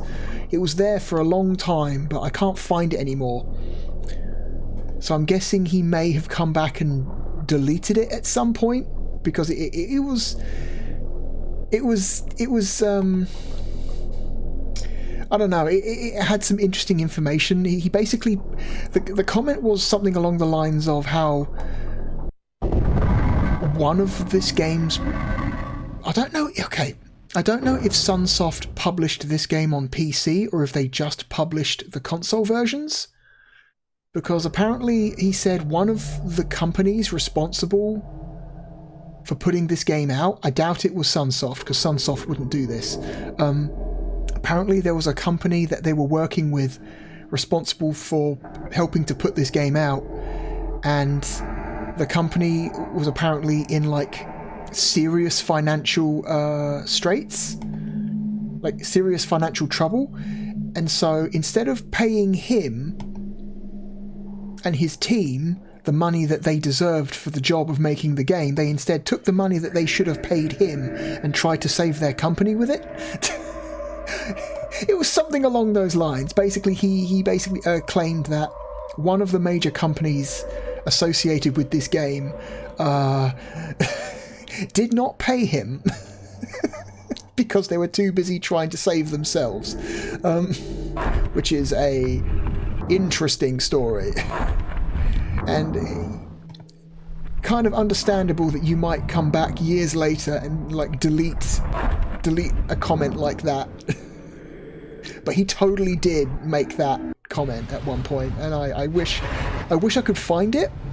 I went through all of the videos and couldn't find it, so I'm guessing he did come back and delete it later. Which is funny, because that comment was there for years. But one of his comments is still visible on one of my videos. I think it's the last one, part 24, where he's like, thanks for making a walkthrough of this game. You know, that kind of thing. Okay, so we want to get... I think we want to get...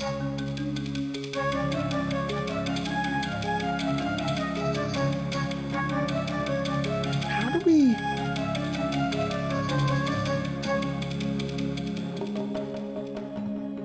How do we rotate the cube?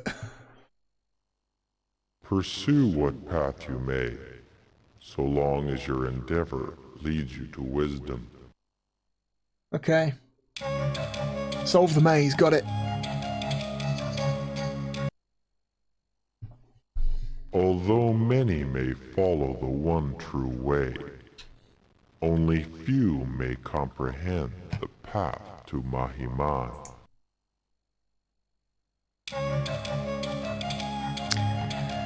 Alright, how the hell do we move this thing? Okay, so while I'm clicking on these altars, we can move this blue thing. So you see, we're controlling the little blue dot. If we move to an edge, the whole cube rotates.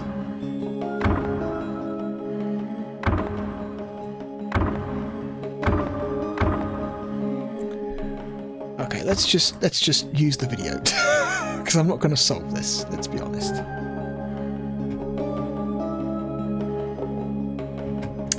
Let me just move this window to somewhere I can look at it nicely.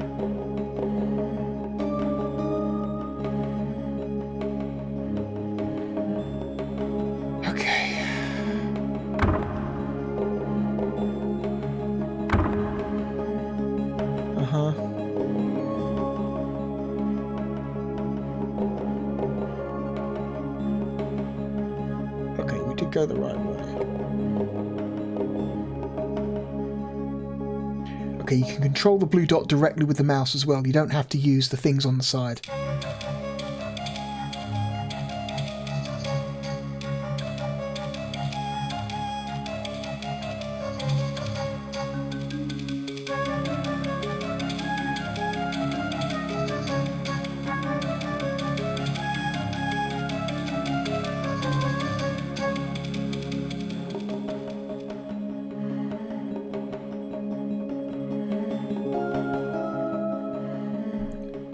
One over.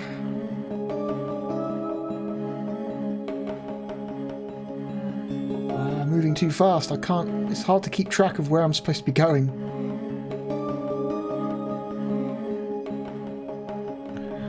Okay, I think I'm trying to get to...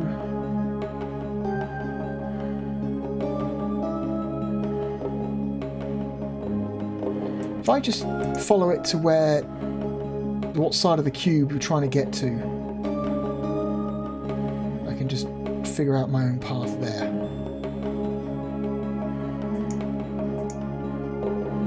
Oh my god, this is a really long path.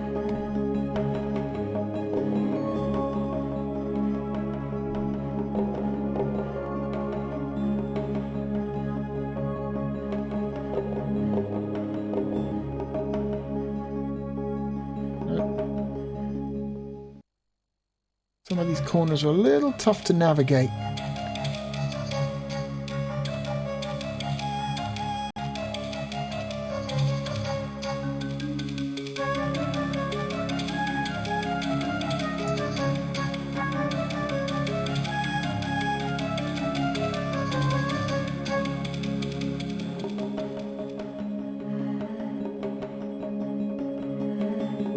Yeah, up and around.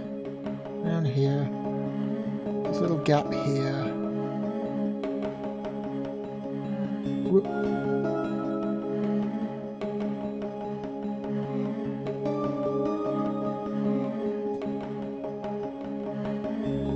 Up and around.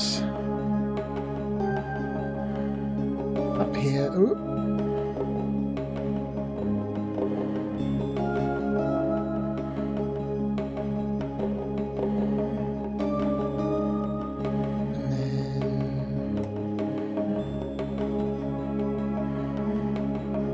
Down and around. Okay, the last bit's easy.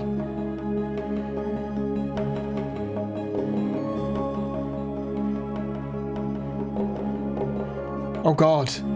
No, we just picked something up. That's all we did.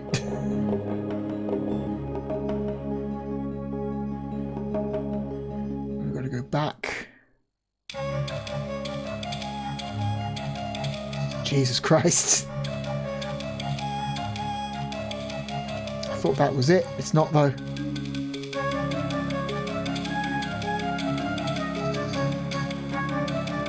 What am I doing? Where am I going? Okay, I'm going down. No, I'm not going down. I'm going along, then down. Then around. Then along here.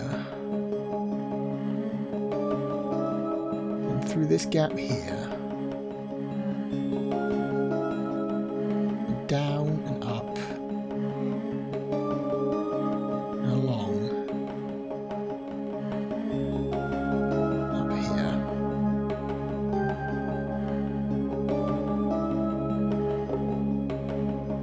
We're going down to the bottom. Oh my god.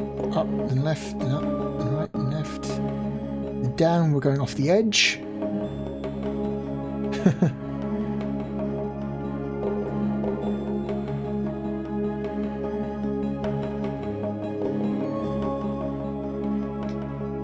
I think I made a wrong turn on the video. Uh-oh. Doubling back.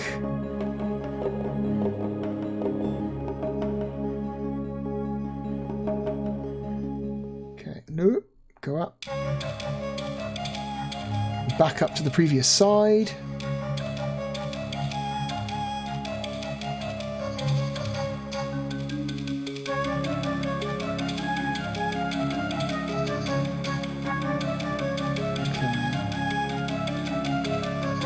No.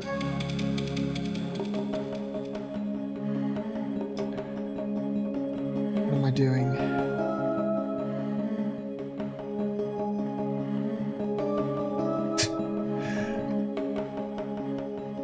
Okay. I think I took a couple of wrong turns and came back. I think that's what I'm doing. Remember, this video was made 12 years ago. I don't exactly remember what I was doing at the time. Okay. Okay, then off the side of the cube here.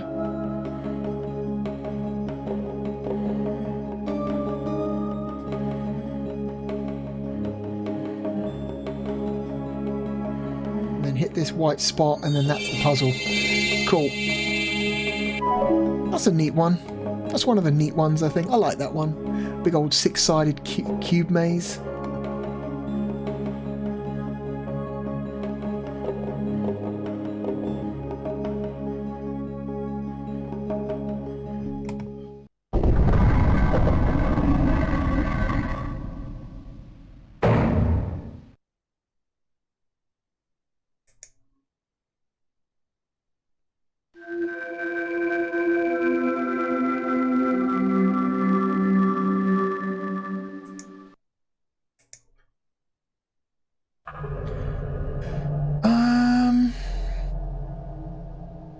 Alright, where am I?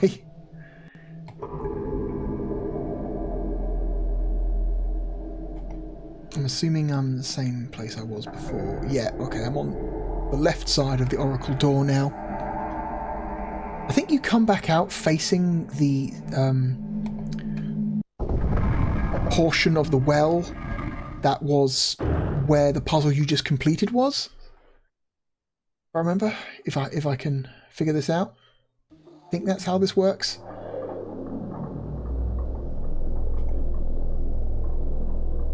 Which means we've only got one puzzle left in that segment of the well, so we might as well give that one a try.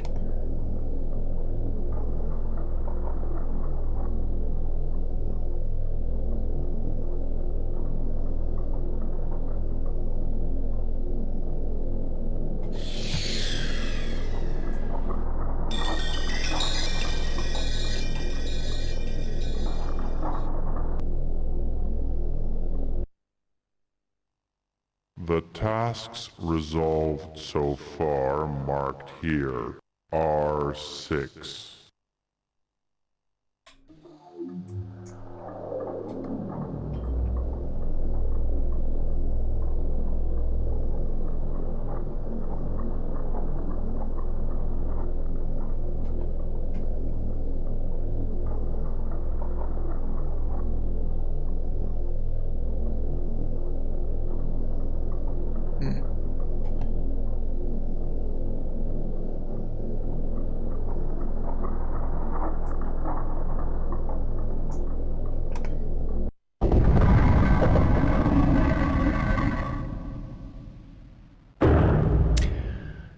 Okay, so if we go back to the segment of the well where the last puzzles were, the last puzzle was,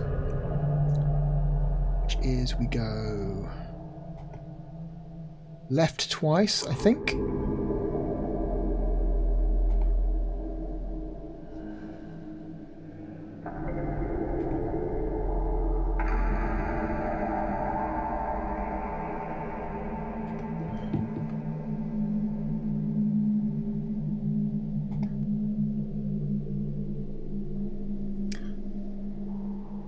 Okay. So we've done that one.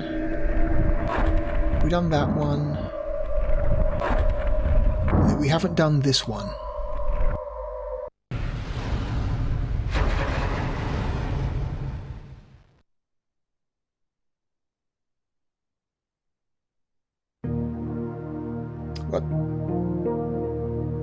What am I looking at?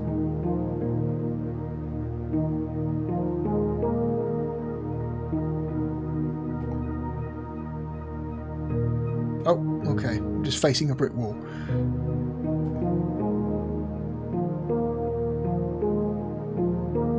Alright, how does this one work? I forget. Something about beans, I'm guessing. Or seeds?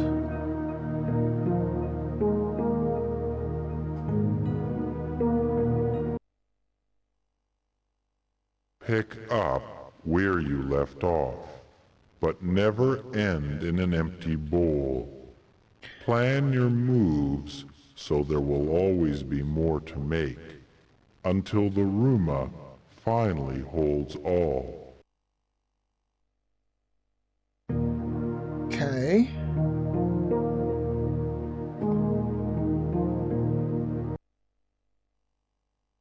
The Ruma is the goal of each seed. If your last move ends there, you may select again at will.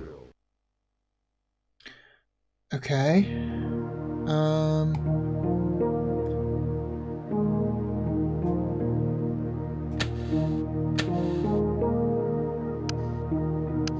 What? What does that mean? I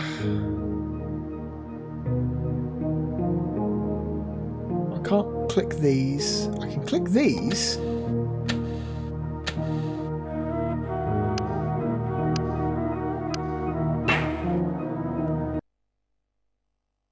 You have no more moves you may take. Okay. So how the hell does this work? So you have to take all of the seeds from each bowl. You can't just take one.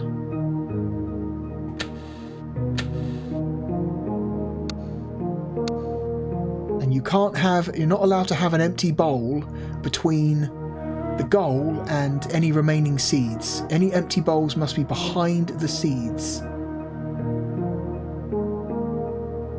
So this is bad.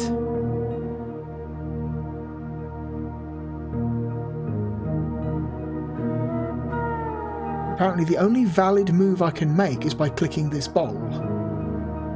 But I don't know why.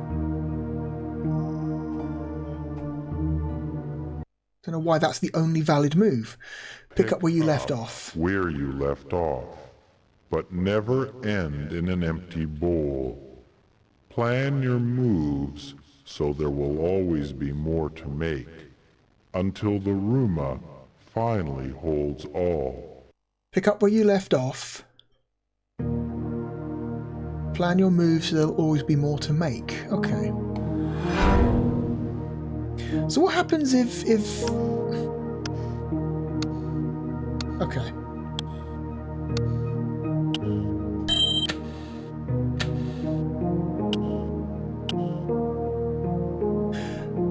But that's not game over. This is not a valid move. That's not a valid... Okay, it has to be where you left off.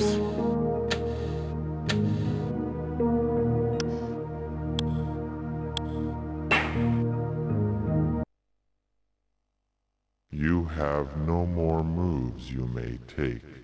Yeah, again, I'm not quite understanding the rules. Okay.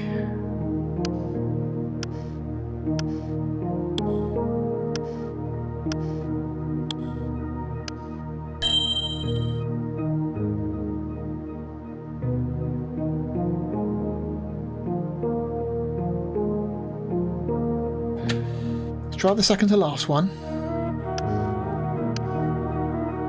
Try this one.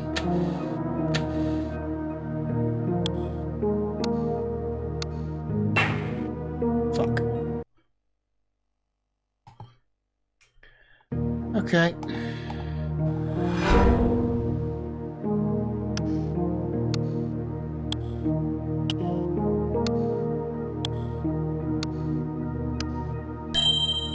The middle one.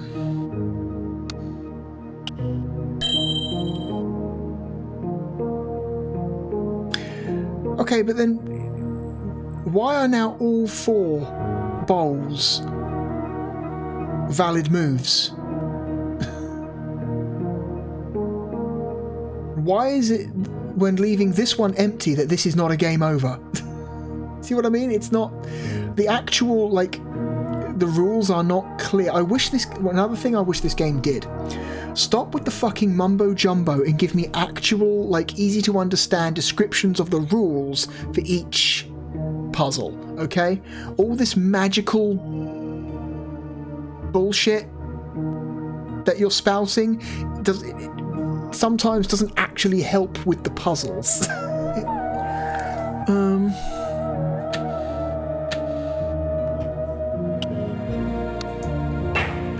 But that's game over somehow. You have no more moves you may take. Okay, what?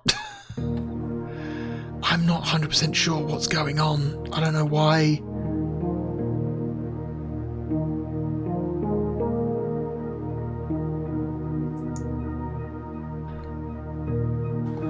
Okay.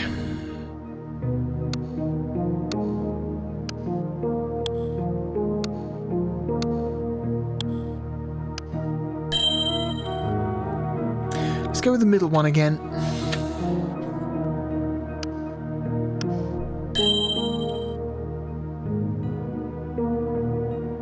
Oh no, this one.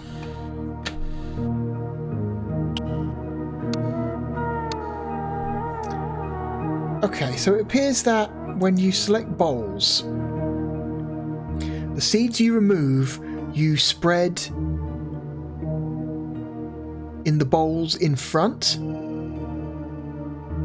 but you can only put one seed in each bowl. So if there's 3 seeds in a bowl, you must spread those 3 seeds among 3 bowls ahead of you. Or if there's only less than 3 ahead of you, then the one back at the end, it seems.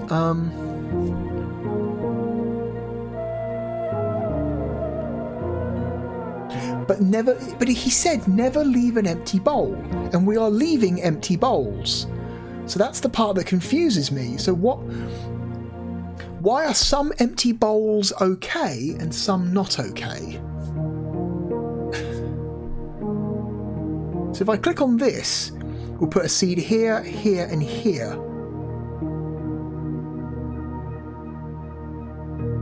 If I click on this one, we're going to put a seed here, here, and here. But it's...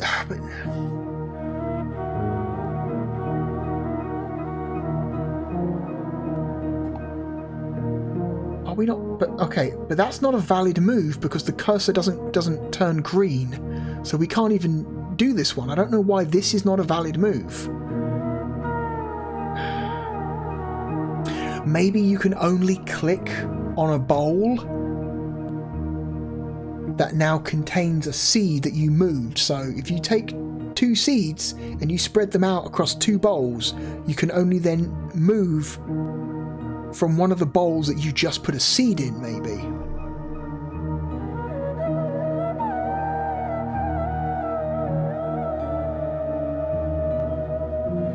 But that doesn't really make... What? No, that doesn't make sense either.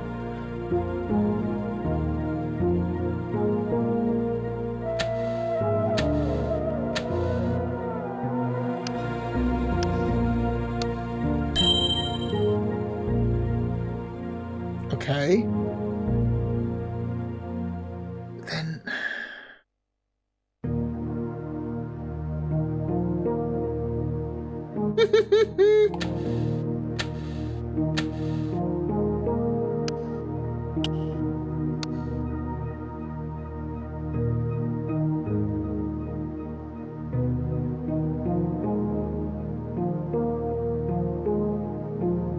So according to the game, this bowl is the only valid move. I don't know why.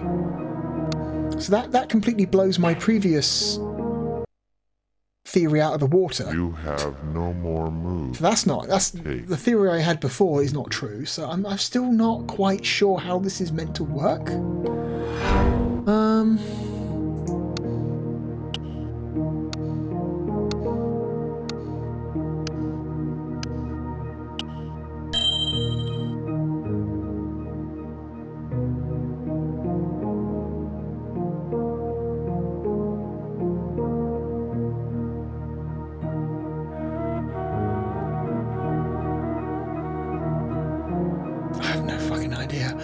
Okay, let's go to the video. See what I did 12 years ago, because oh my god, I don't know what I'm doing.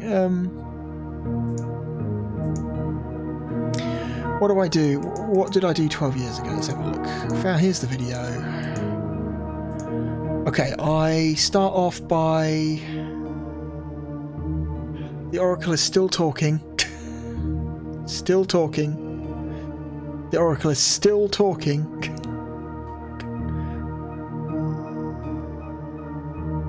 Okay, cursor is returned. Okay, I start by clicking on the middle one. Then I click on the right hand bowl. Then I click on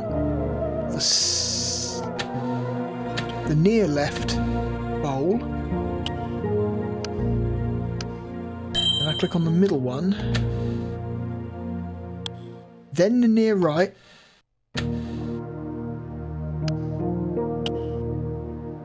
then the far left,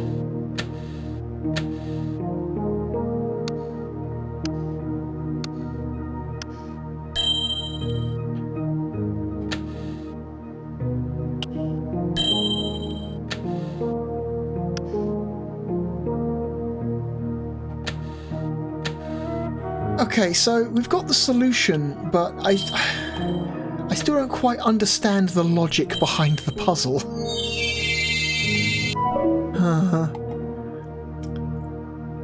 This is what I mean. I wish the game just... Yes, you can have your magical speech or whatever, but maybe also just have, like, a page of text that you can look at that very, very, you know, clearly describes the rules for the puzzle and why, you know, the puzzle works the way it does, you know, rather than just have some, I don't know, mystical mumbo jumbo and trying to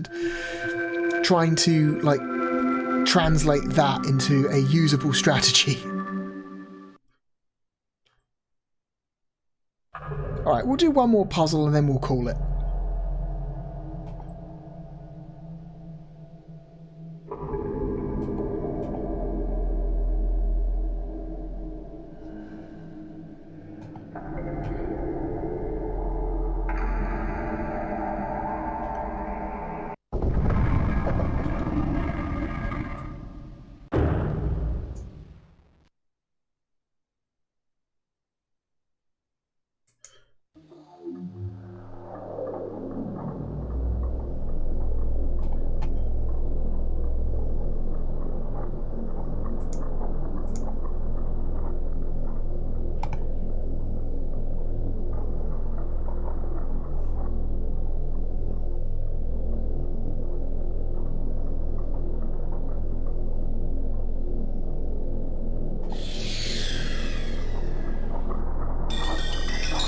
Okay, so we've finished all 4 puzzles from that segment of the well. The tasks resolved so far marked here are 7. R7. Oh, yeah, and we finished that segment.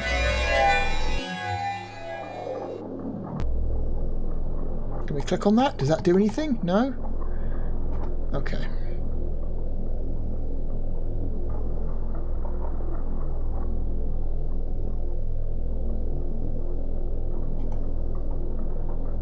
So the one I want to look at before we finish is one called Hall of the Night Sky.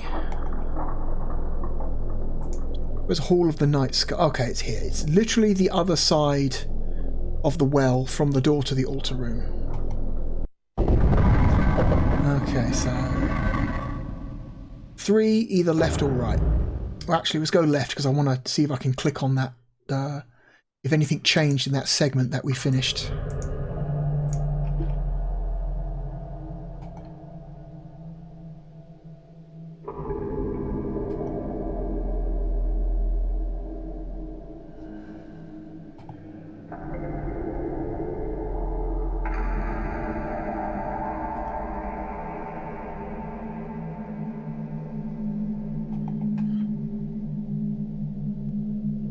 So this is the segment we finished. Oh, hey, look, it fills in. Ah, is this the thing where he tells us more about the house?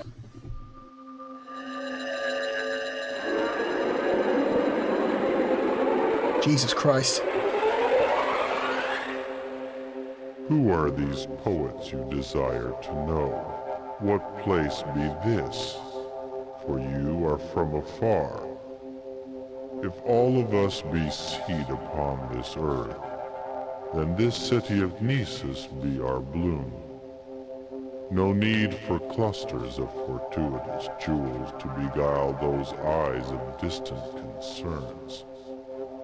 The highest perfection is within these walls, no matter from where they fare, so long as every task be resolved, be welcome all and celebrate within the house of Hurrah.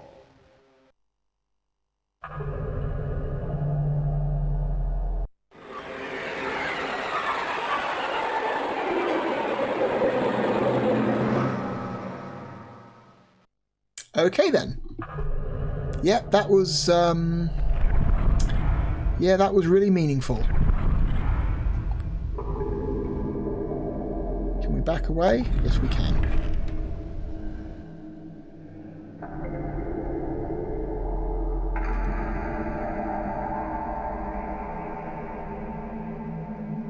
So this is the correct segment we want to be facing.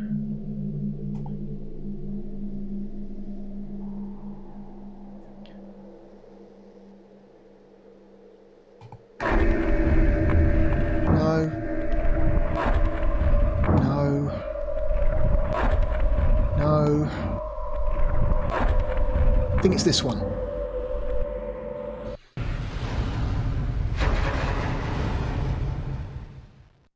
Okay. If you give me just a minute, I'll be right back. Okay, I have returned. Well, this one's fancy looking. Ooh.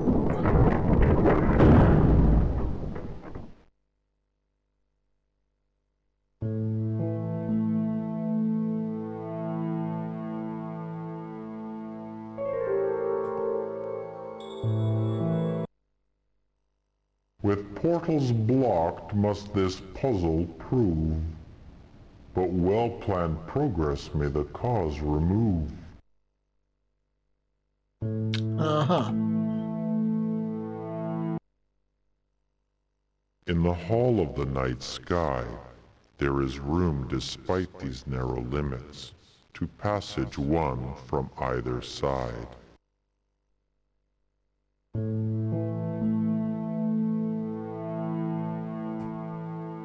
Okay, so these slide. Gotcha. And I'm guessing we want to get the single stars over here and the multi-stars tiles over here. Interesting. Okay, okay.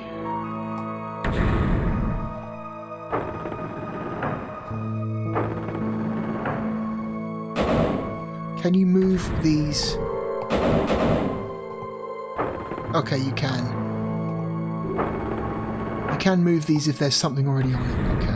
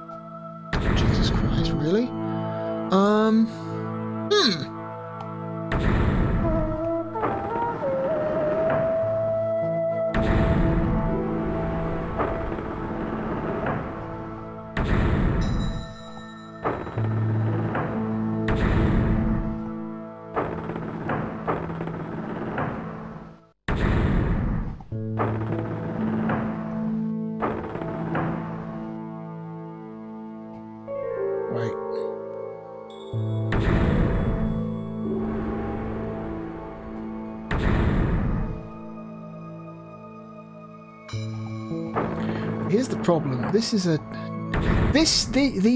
here in the middle on the far edges are effectively dead ends. If you move something up here, it can only come back the same way.